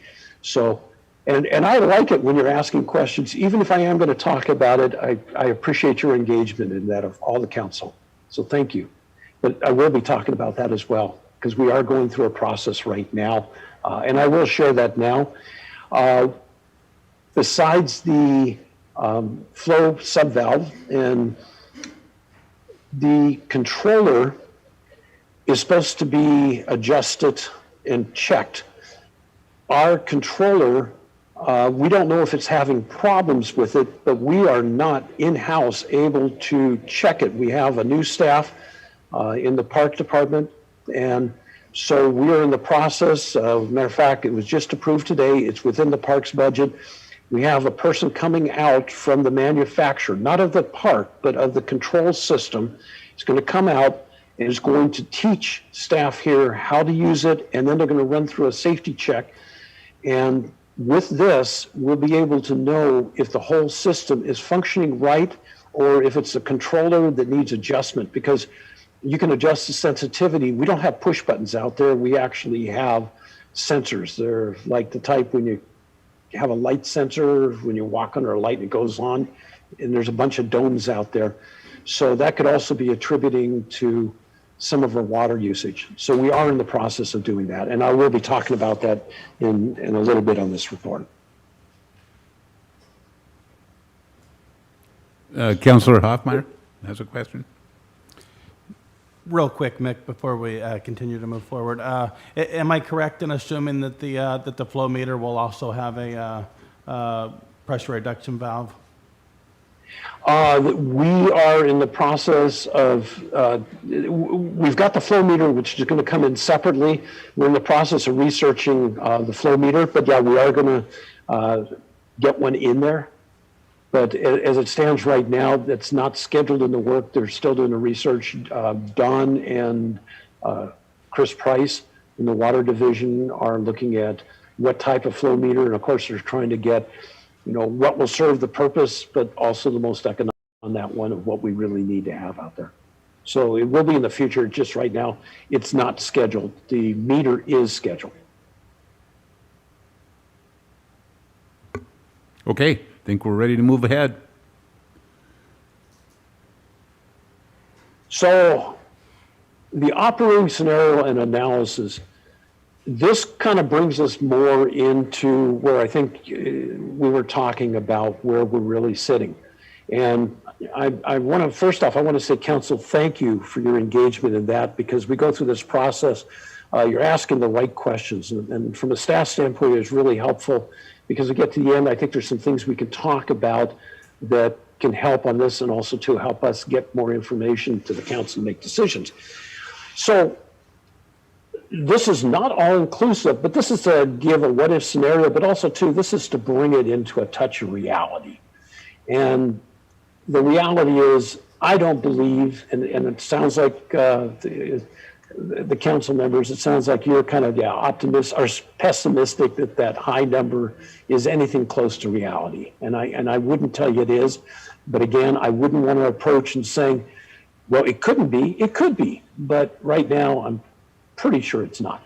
So what we did is we checked with other agencies that have splash park. We did find one that we believe is equivalent to the size that did have information, and it's over in Eastern Washington. And they run it about the same time period.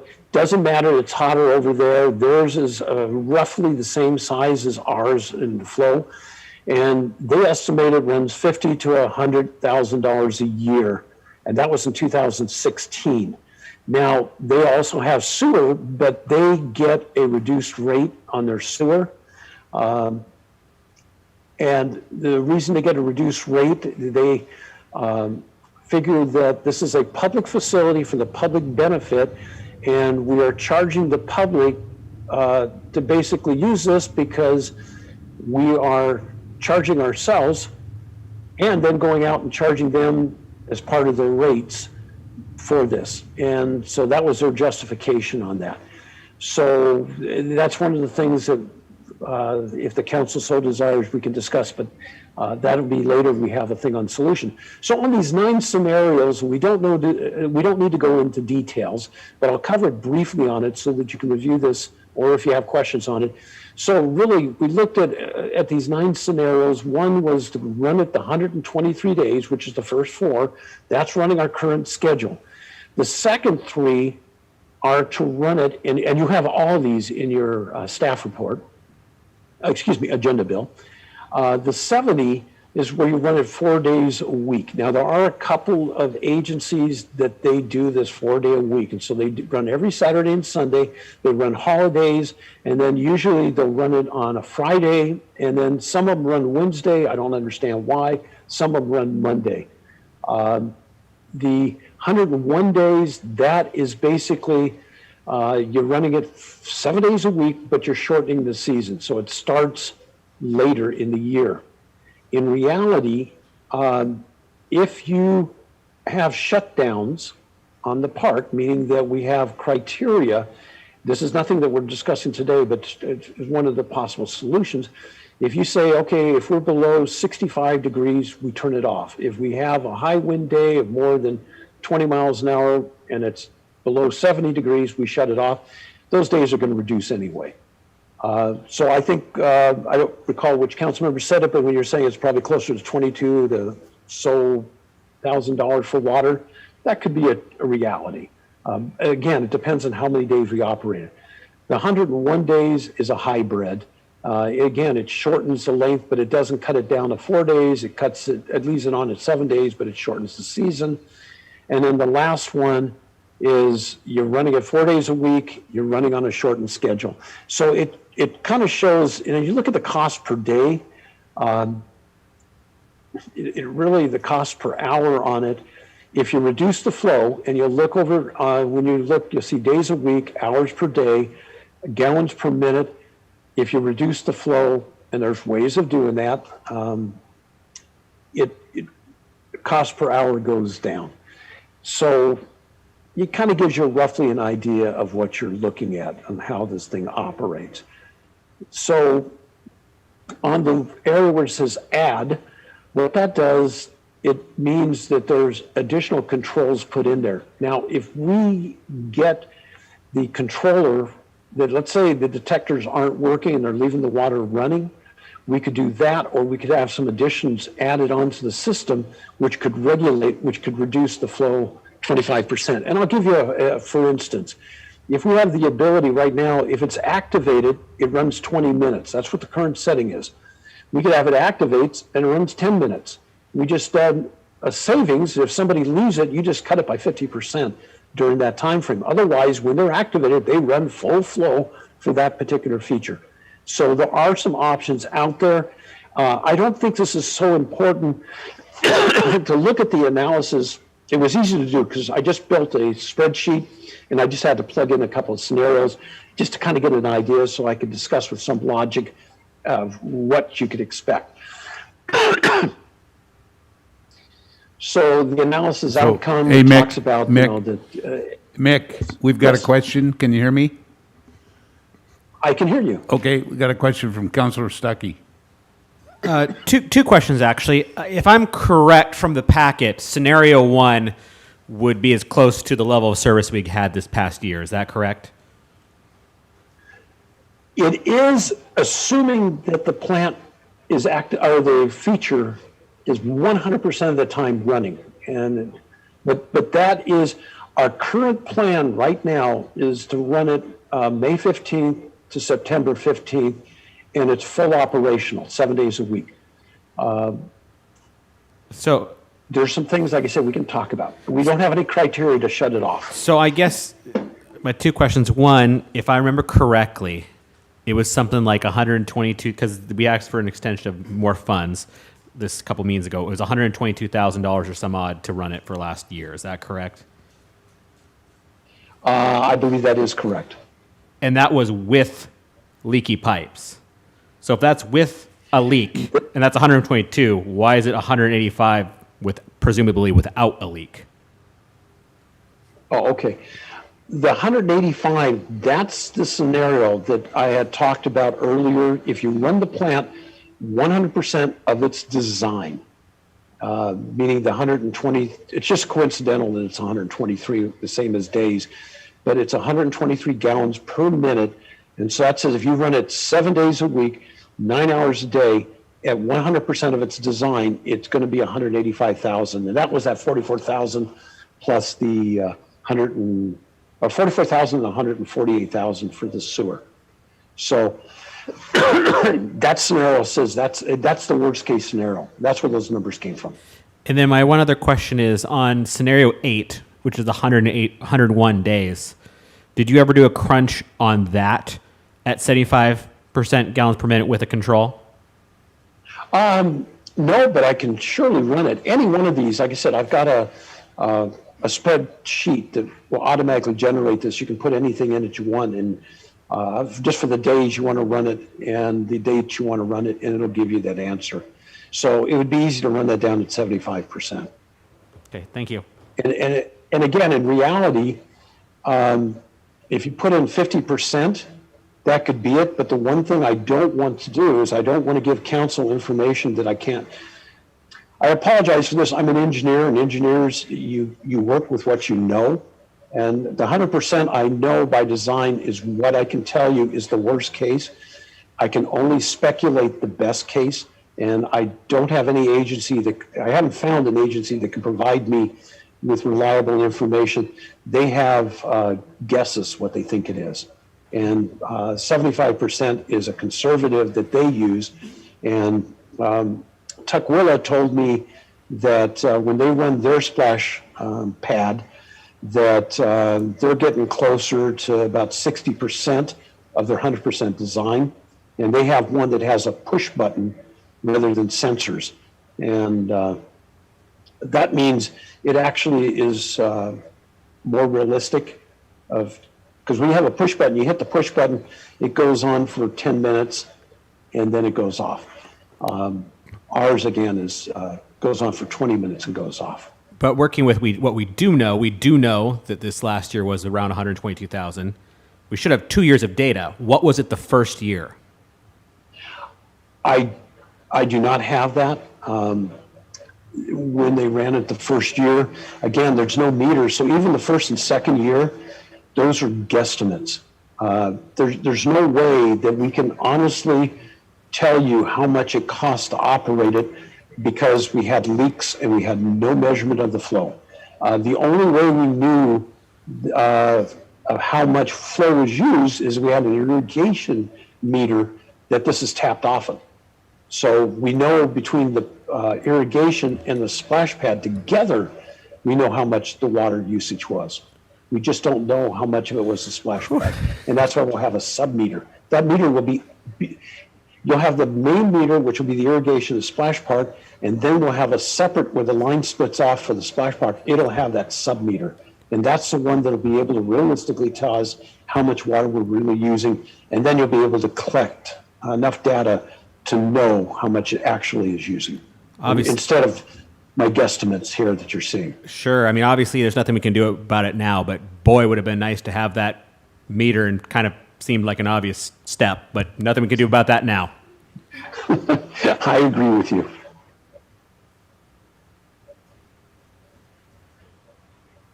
Any other questions? Okay, we'll move on.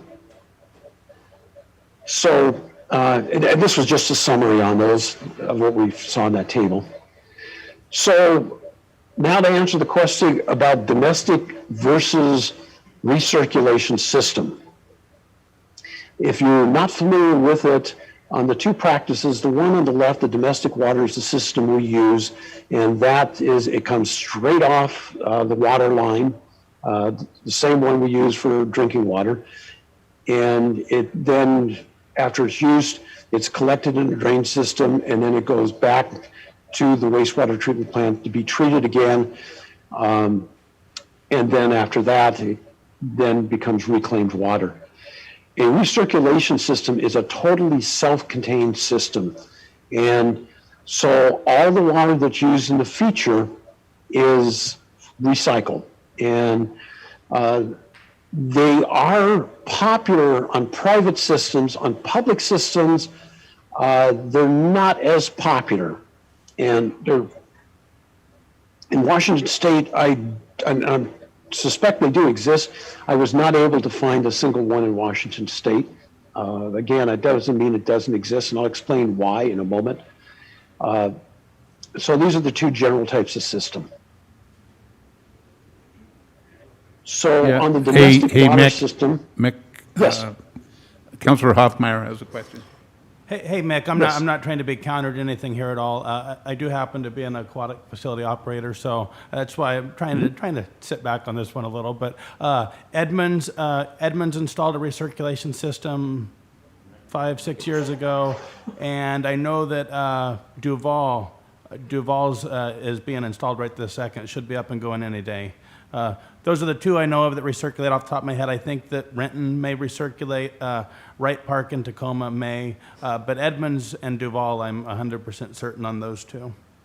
And I think all of those systems operate on a vortex. I'm not sure who our manufacturer is, but it sounds like that's some of the issue. Okay, thank you. Yeah, because I can talk and I can get more information. I spoke to two cities who don't have them, and so they gave me the information of why they didn't use a recirculation system. And so I'll be covering that. And then the pros and cons on that. So the domestic water system, and I did find a lot of this information by searching online, that on the domestic water system, the thing that was really a big one is it's low cost. Again, you have controllers, but it's low cost for maintenance because you basically have a controller that controls the flow, but you don't have to do anything dealing with the water itself. So there's no screens to clean or anything along like that. Human waste from the site, that was the thing that I found on site was the big issue why most public agencies don't use a recirculating system. The idea of the human waste, that they said that there was 3 sources of human waste that gets in there, and one actually surprised me, but after I heard it, it's like, yeah, okay. One was people urinating. The other one was most human waste gets in there from diapers. It was the thing that, in every paper I read was diapers, and then a new one is homeless people are using them for laundry and showers. And so that's where the waste gets into it. So with our system, again, it goes straight into the treatment. The other, and this was a big one, matter of fact, this was the number one, was it's safe for drinking and has a low health risk because you don't have to treat the water. The water that comes out comes totally drinkable. You don't have to add any chemicals. You don't have to monitor it. It's highly reliable because you're using a pressurized system and you don't need to do any testing of the water on it. The con is drainage needs to be treated. Means in our case, it goes to the wastewater treatment plant. It does take your domestic water, and basically the water you're using, and you saw, I mean, it's in the millions, that water is gone.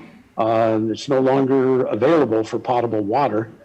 Does have a high daily cost because it's water primarily. The 167, again, that's the conservative approach. And when I say conservative, meaning I'm on the high end. So it realistically could be in the neighborhood of $30 and maybe less than that even. The water is not recycled, so you use it once and it's gone. The high water usage and costly hourly usage, and again, this is taken by design. And then that's when I show up at the top. This is operating 123 days a year, 7 days a week, 9 hours. So on the recirculation system, it does recirculate the water. You do have to add water in it because you'll lose water from evaporation. You'll lose it from people just getting wet and splashing it off. And so it does have to be replenished, but it's nowhere near what is required for the domestic water use. So the daily consumption is lower. The lower cost of the system, and I got this from an online posting from a plant that does use it, or a facility that uses it in, I apologize, it's in the East Coast. They came up with a cost of about $60 to $90 is what they said you should estimate to have a recirculating system, and that's per hour. And the reason why they had the high cost, because it does recycle the water, they said it has a limited life, that these systems do need to be maintained. Online it said estimate 20 years for the system to need replacement. I don't fully buy in on that, but that's what they said you need to put in there. I can't imagine your tank would need to be replaced. We've got septic tanks that last 40 years. So it could be lower than that. But again, I'm working on only information that I can obtain because it's not an area of my expertise. On the high end of costs on this is you do have filters. It is treated as a swimming pool. The state recognizes that if you have a recirculating system, that it needs to be dealt with like a swimming pool. You need to have a person there that is certified in maintaining a swimming pool. And a big part of that is that on the circulation, you do have a filter system, you do have a chlorine generator, and you have potential contaminants that a operator, like in a swimming pool, you have a person that's supposed to be watching for contaminants entering the swimming pool. And I have worked with swimming pools before. I'm not certified, but I have seen that, yeah, my understanding in one of the cities I ran, they need to be maintained. You need to have a person there at all times when it's under operation. On the paper I read, it did say that you need to have a staff person there regularly monitoring it, and then they need to do regular cleaning of it. Now that I have some context, some cities, I'll talk to them to find out of what they're having to do on that. I did not get the material. Wasn't able to speak to anybody, but it's just from what I read. There was a big concern, and I saw this on several agencies and even a couple of newspapers, the reason why agencies that are looking at both systems go to domestic. They don't look at cost as much as they look at the public health risk. And the big risk they identified was children drinking the water. And it does require chemicals that have to be added into the system. So you do have a chlorinator in that makes sure that you have any bacteria that get in there that cleans. The monitoring to be required, it says that you need to do at least 2 testings a day. If you see any contaminants, potential contaminants getting in there, you have to do regular testing. I did not find anything that says regular testing other than you monitor it at least twice a day. You're supposed to go through the system. I have to assume that that would be potentially doing the testing of the water, because it's about a 10,000 gallon system is typically the tank size. And it does require a health permit on it and the operations. So any questions on this? So what I did. Yes, we do have. I'm sorry. I was reading something. Excuse me. Councilor Hoffmeyer. Hey, Mick. Hey, I don't know the answer to this, but you mentioned the the potential contaminants. That is an issue. There are certain contaminants that you would need to superchlorinate for, in theory, if you've seen it. Or I guess the question for Edmonds or Duval both would be: did the Washington State Department of Health require them to install a medium pressure UV system? I would think they probably did, and those are. I mean, gosh. That system alone would be $35,000 on top of the rest. So something to look at, but I would think that the state would require that. For instance, at 3.5 parts per million chlorine, it would take 24 hours to kill cryptosporidium without a UV system. So you do have some very real potential public safety issues. That's a real good point, because you definitely don't get a contact time. So that would be a concern, and I'll take a look into that. But when you see the cost I have for the recirculation system, I suspect it does have some type of, probably UV lights on that. Any other questions on this slide? So what I did is I ran an analysis on this one. Now, these are just straight line analysis. These are built off of the scenarios that were created. And I wanted to get an idea. Again, this is based off a analysis that if we put a recirculating system in here, where does it compare to what the domestic system is? And what it shows, and this is probably a reality of where we are now, there definitely is an advantage of a recirculating system that if you're in an area where you have a water shortage, like Eastern Washington would surely make sense to do that. But in an area here where we don't have that, what it shows, and look at the lines, the two lines that are dashed are recirculating systems. And so they have in there, on the left side is the initial cost to do the installation. So if you started new right off the bat and you were looking at the other system running where the yellow line is, that's running at the worst case scenario, that is running full bore for 7 days a week, 9 hours a day during the whole season, no shutoffs.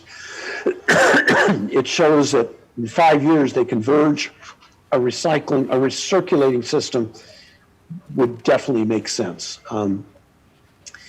However, running the other scenarios, and I tried to do a cross spread on it, it really shows that under the current system that we do have, and it's already in place, that once we have a meter on this, at least I would suggest you give it 2 years after the sub-meter is put in to do an analysis again. But it does show that on the lower water usage, it parallels that of the recirculating system because you've already paid in your infrastructure system, which isn't shown in here.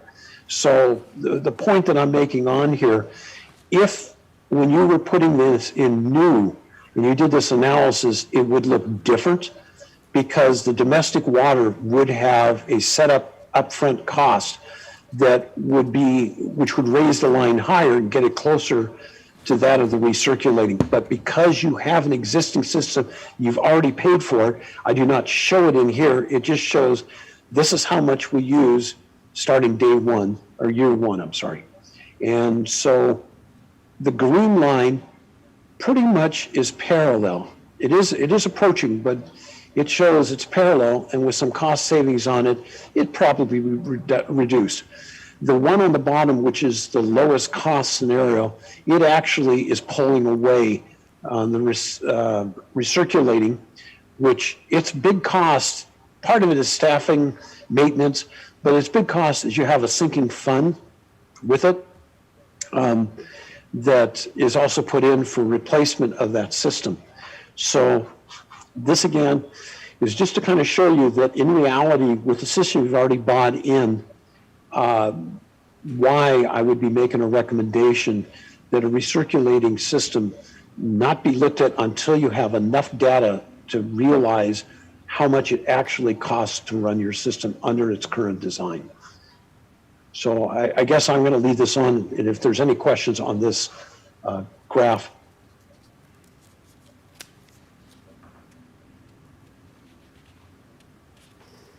I think we're good to move on. Okay. So on the two of them is, and even the manufacturer of the recirculating system has on there that this meets the quality of swimming pool water. I don't have experience, I just rely on the, and I just found one manufacturer, and they actually had a very good page of why consider one over the other. And this photograph I have here, I believe actually came, well, no, it didn't come from the recirculating. It came from one of the agencies that talked about, or one of the reps, but talked about that if you have a concern with drinking the water, our current system, you could actually drink the water. It's like a drinking fountain. I wouldn't suggest doing that, but I do know when I went there this summer, I saw kids that were putting it in their mouth and spitting it out at each other. So I do know that they're taking it in. So there is, on the domestic, a lot of that, it is drinking water. And you don't get anything that flows into the, on the ones on the ground features that would do it. And the recirculating system, as we have talked about, there is a potential it could be cheaper, but I would be hesitant to give any recommendation to move forward until you have enough data to understand what your real costs are. So before I leave this subject of the domestic versus recirculation, any questions on this? Yes, Councillor Stuckey. I definitely agree with that assessment of waiting a year or two with the meter, knowing exactly what we're dealing with. I know you said it, but just because we're covering a lot, that meter will be installed before the opening of the splash park this year. Is that correct? I will send you an email verifying that. We just talked about it today, but we were just talking in passing. I will get a confirmation from both the Water Division, who's going to do the installation, and the Parks Division, who's going to be paying for it, that they've got this covered. And so the answer right now is yes, it will be in, but I want to do a confirmation. I will notify the council by email if there's any reason that it wouldn't, and I cannot see why it can't be put in this year. Thank you. Got a question? Okay, I'm just writing it down, so my confirmation. Okay, so on the splash park options, and this is something that I want to let you know that these aren't things that have to be done now. You can wait till the meter, but I did want to share some things the council might want to take into consideration and something you might want us to come back to discuss even before the meter's in. One is an adoption of an operating plan. This is basically a policy, and I would strongly suggest that the council consider this and that this come from the council. The reason why I would suggest from the council is I'm sure if it's not operating the way the citizens feel, they're probably going to go to you before they come to staff. So I think it would be important. This would be things that, staff can draft up a plan and present it to council. But again, this is something that if you could give direction tonight, I'm not going to ask you now, but, or if you want to, we can come together, give you a draft plan. You can look at that. We can get it before it starts. And again, this would be conditions like shutting it off when it's raining, or, weather conditions or operating dates. when's as soon as you'd want to start it. You could set that by temperature, you could set it by dates, but again, this would be something on it. And that covers 1 and 2. Install user-activated push buttons.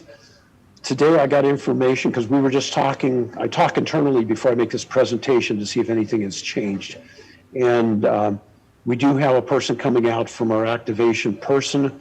So my suggestion on this one is that we do not have a discussion on this until we get the person who's going to come out and do the training and check our system, so that we can discuss it with the council if there is any changes that need to take place with the splash park.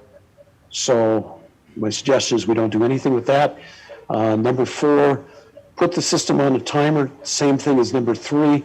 Wait till we find out what we have.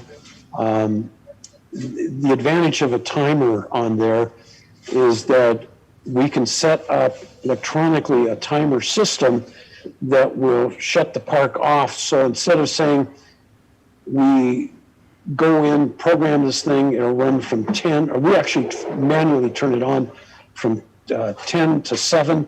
We go in and put a timer in and say in July, we'll run it from 10 to 6. In August, the hottest month of the year, we'll run it from 9 to 12.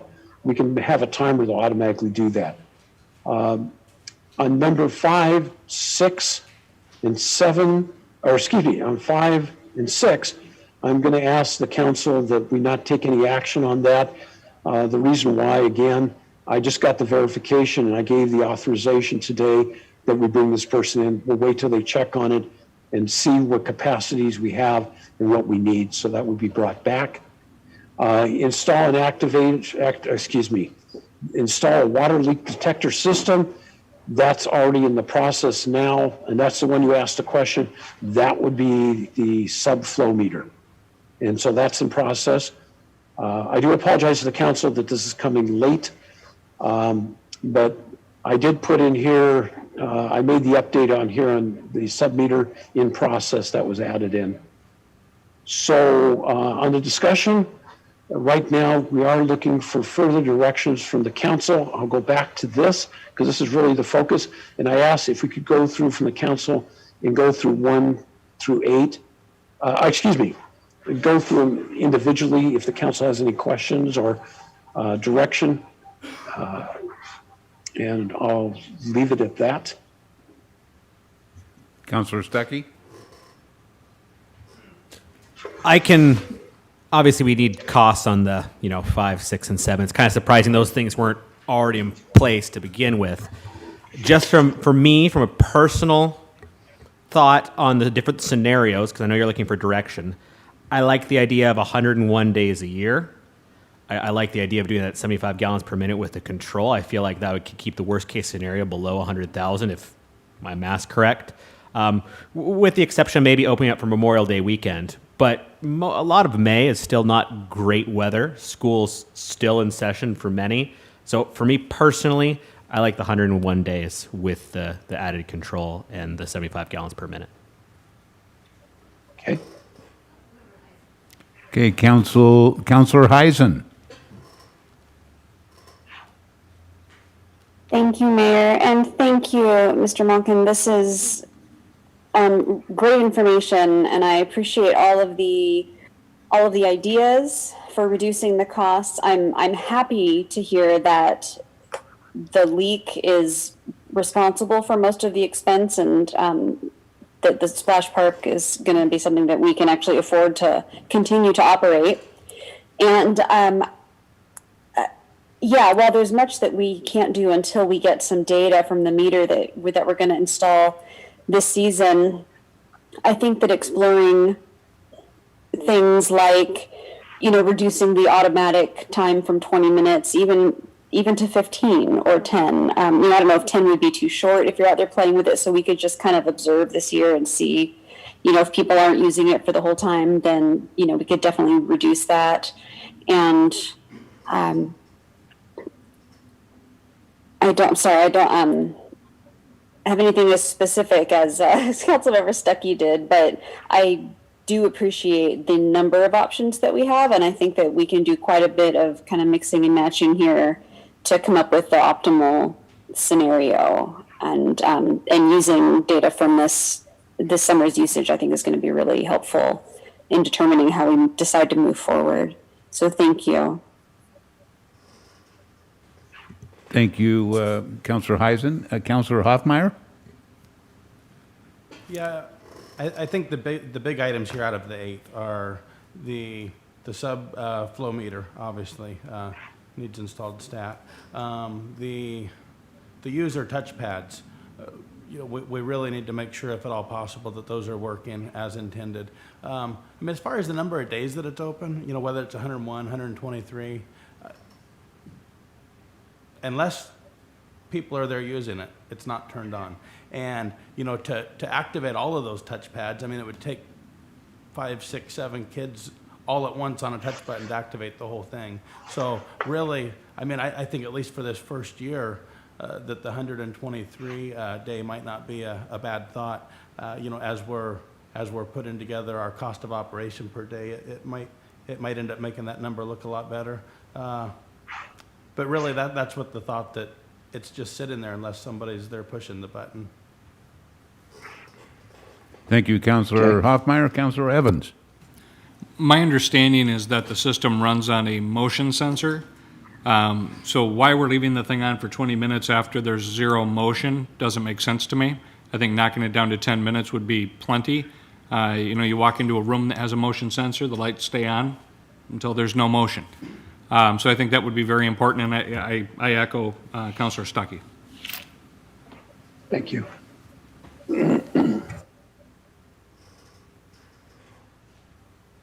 Okay, I think we're ready to move on. Mr. Mayor, I do have 2 things I'd like to request of the council. One is, would you like us to bring some plan to you? We'll prepare one on the staff. We'll base it on what you talked about today, and then you can look at that and say yes. And then the second part is the 75 gallons per minute.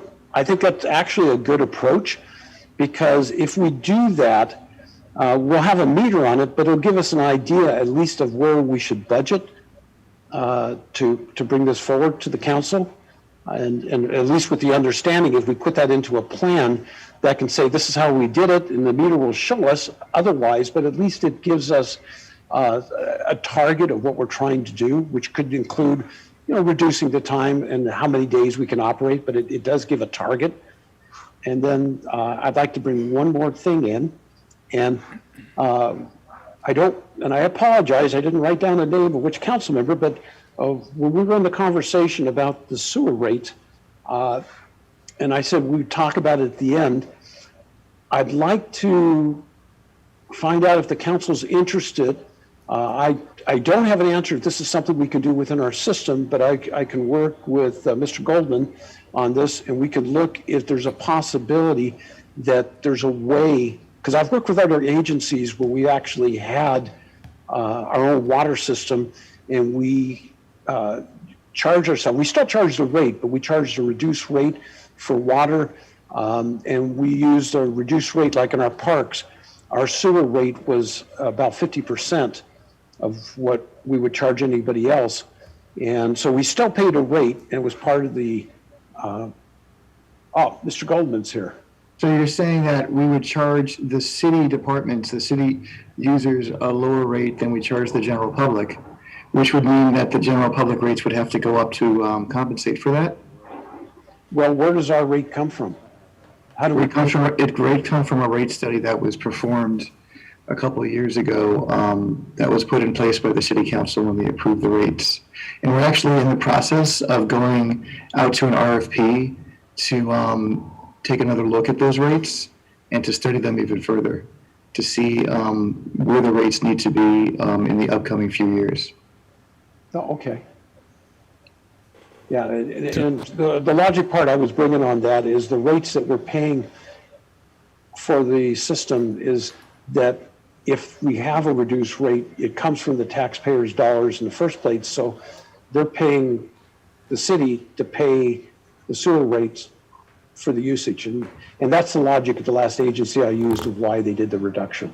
So, But they did say there was still a cost because we'd have some outside funds that would come from other enterprise funds. So, yeah, so we can have a discussion offline, David. yeah, I think that'd be a good idea for you two. We do have Councilor Hoffmeyer's got a question here. Yeah, my thought on that, and that it kind of echoed what Mick said the city over in Eastern Washington did. I mean, I really struggled to comprehend why we couldn't say that publicly owned recreational water that's already drinking water, right? There's no cost of that tap water going to that plant. If anything, it probably helps bring down the cost of operation by diluting everything else that's going on there and helping get the nitrate levels, et cetera, where they are. You know, when we sit there and talk real world numbers, the number that I would really like to see is, could care less about the wastewater portion of the bill. As far as the water portion goes, I mean, I think that real world number is what do we pay the city of Anacortes for the water that's going through that splash pad. That's the cost to the taxpayer. The rest of it's just monopoly money being moved from one fund to another. And I would like to know what that cost ends up being. And if there was some way to put a reduced rate in there, I think would help us. Absolutely, and I happen to have that number right here because I anticipated that question. So our best estimate for the cost that we paid Anacortes for the splash pad water in 2021 is about $11,000. For the month of September, $9,500 for August. Let me add these up here. It looks like for the entire season, it was 11 plus that, about $23,000 in 2021. 2020 it was closed, so it was practically nothing. And in 2019, we're looking at 7 plus 6, 13, 14, about $14,000, $14 or $15,000 in 2019.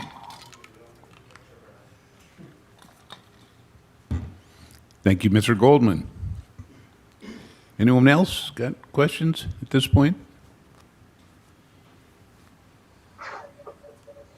Okay, are we back to Mr. Monken then? Or are we done?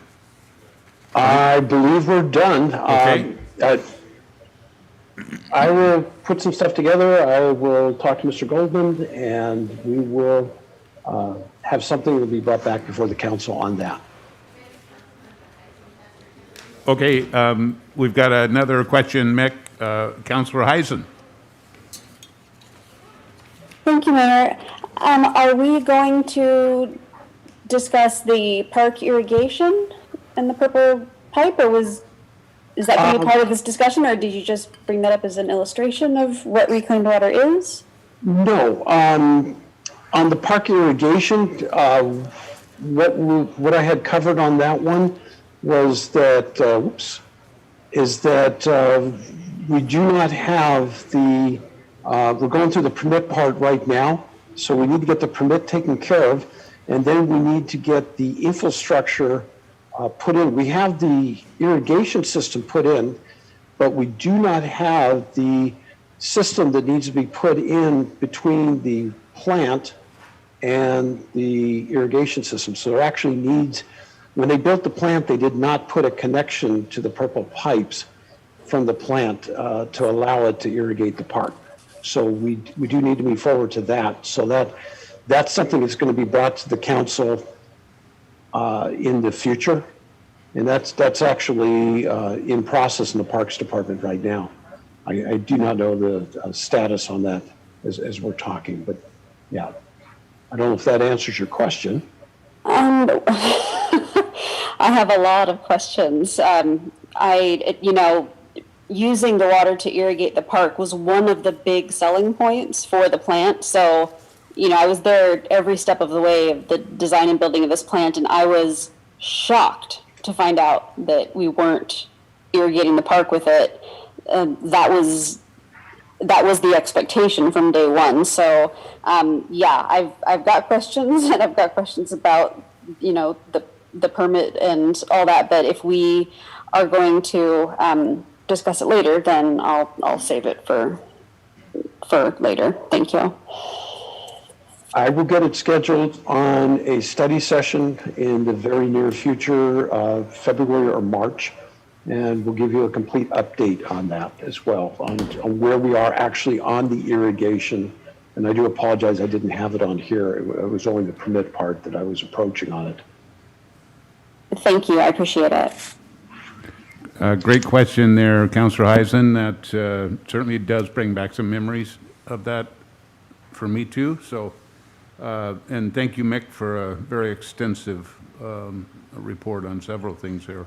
We'll move on then, I guess, to our last item, and that's City Administrator's Report. Mr. Oborn. Good evening, Mayor and Council and public. I'm Blaine Oborn, Oak Harbor City Administrator. In the interest of time, I'm going to give you my quick version here, but certainly we have new council members, so you're welcome to have questions offline or individually or at the end of the presentation here. So just a little history here in my format here. In 2019 and 2020, I did a narrative report. In 2021, after some council input, I went to a metrics format, and then now you have before you, and I'm going to continue unless you give me other points, other input is to do both a narrative and a matrix format, and that's what you have for you. So I went ahead and did a memo. I found that a lot of information that sometimes councils ask for are covered in there, and a lot of the points that you have brought up and we talked about you want to know status on, I can make sure that we put into future reports, some of the water usage, where we are on the meters and a lot of those kind of things. This is kind of our first approach back at a narrative, so it'll get thicker as we go along, as we kind of get used to doing more input. I just want to call attention under the administration issue there, the legislative outreach that's going on. I'm attending the AWC, Association of Washington Cities Action Days. Council members are encouraged to join that. And then also there's the lobby on Friday. There's this year the AWC Lobbyist Online for weekly city action days is going on Fridays at 12:30. You can go online and sign up for that, and staff can work with you on the registration issue. Department directors, the mayor has done some requests for 3 council members each on the recruitment for the Public Works Director recruitment, and then for the City Attorney RFP. So please note you're there. I think the council members who are on the Public Works Directors Committee or selection panel are already been contacted, and council members working on the HR director is working on trying to get all 3 council members on at the same day, and struggling on that, but I think we'll move ahead on that. So, and then the good thing about having 3, if we do have one that's not available, then we have two, and it's good to have council input as part of those process. So, and then I will be calling a meeting fairly soon for the city attorney RFP. It's not closing until February 23rd, but it's a good idea to give council some input and opportunity to answer questions and then provide some input during the process. Moving on to other areas here, just note on legal, we've done some staffing updates on positions and such, and so if you have any questions, let me know on that one. I'm not gonna go into detail in the interest of time. And then I think there was some questions of new employees starting, and so it's covered on page 150, notating new employees. So I was going to go over, if I had the longer version, I was going to read off all the employees there, so just note that. And I think I covered everything in my fast version here, and I'll take any questions now or later. Any questions from council at this point? You know how to get a hold of Mr. Oborn? Oh, yes. Okay, Councillor Heisen. Thank you. I see the RFP proposals, the being invited to be part of the process. I don't have an email or anything about that. Have those not gone out yet? The RFPs already went out for the city attorney position. No, sorry. I mean the invite to be part of the process. This is the first time I'm seeing that. For the city attorney hasn't went out yet. The invite for the public works director has went out. So Okay, okay, thank you. That answers that. And let's see, sorry, I have a couple notes of some questions that I had.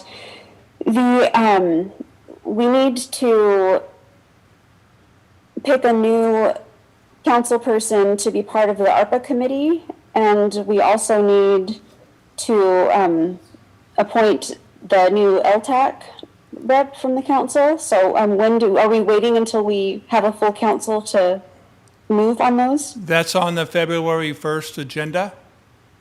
Oh, perfect. And we'll take, yeah, because you're right, we have to do the LTAC and we have to do the other committee assignments. And I believe we worked with the mayor, and I think the mayor's done outreach to a number of council members. And I think the notice will be on the agenda the February 1st.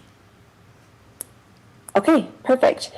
And on the metrics of your report, I do, and this, I mean, this is probably kind of nitpicky, but on the police department run, you've got the calls, the number of calls. And I mean, I could probably pull up your previous reports and look, but personally, I would really like to see a comparison, like maybe of the same time last year or last month, because seeing the number of calls in a vacuum doesn't tell me a whole lot about, what's trending in terms of activity. So I don't know if that is something you'd be able to include just to give us a kind of a point of reference to see how things are trending. I personally would find that really helpful. Yeah, we can do that now that we have more than a year. Certainly we can go back, and I think the chief is listening, and I bet you he'll give me same month last year. I think that's what the fire chief does a lot on his report, so that helps you because there's cycles, so he can pretty much do December last year and December this year. So we can add that on there. I would really appreciate that. Thank you. Yeah. Any other questions, Councilor Heisen? Okay. Gus? No, thanks. Okay. None other from up here? Well, I thank you all for your patience and your work. A little bit longer than what we had planned. I'll work with Mr. Olborn on that for the future, but Councilor Hoffmeyer. I do have one more, and it's all the way down in the Public Works report. Would it be, I'm trying to figure out how to say the word. Samaro, is that how you say that? Engineering? Samaro. Seems like a pretty high monthly total. Is that normal? So we have a 3-year, I think, didn't we just extend that to, just renewed it, so, Yeah. and so, Is that the same every month then, or? no. Okay. I just, seeing such a big number like that and knowing how long it takes permits to get through sometimes, I wonder if maybe that's something we should look at bringing full-time in-house at some point in the near future. That's just my only takeaway scrolling through this, and I guess I didn't quite make it to the final page before we got here. So we are utilizing staff to get some reorganization and brought our staff over and from water over, and he's doing some of the permit. So we're not doing it all outside like we used to, so we're doing kind of a hybrid, so it should drive down some of this cost. And I think, Nick, you could probably speak to that a little bit if you're still there. I believe you're still here, so we could do some further. I can't hear what's being said in chambers. Oh, I'm sorry, I didn't put my mic on. I'll repeat it thank you. again. Sorry, my apologies. They heard me okay, but I'm sorry about that. I was just mentioning that we've done some reorganization and brought a staff member over from the water department that's helping out on the GIS engineering tech position, and he's doing a lot of the triage issues on the and cutting down and streamlining the process on the development side. So it's cutting down on some of the utilization of Cimarol. So hopefully that'll drive down the costs. And then I was going to give the opportunity to Mick if he wants to comment a little bit more on that question if he was there. But he probably couldn't hear me either before because I didn't have my mic on. So Mick, are you still there? I'm still here. I didn't hear what you said, but I do have a response on that. We just did an interview. We're down 2 engineers, and that would greatly help us in the situation. We finished our interview yesterday. We had an employee Alex actually had to leave, the city engineer. He's out ill today, but we hopefully will have a candidate in the office within the next month that should help us greatly and get those costs down from using a consultant.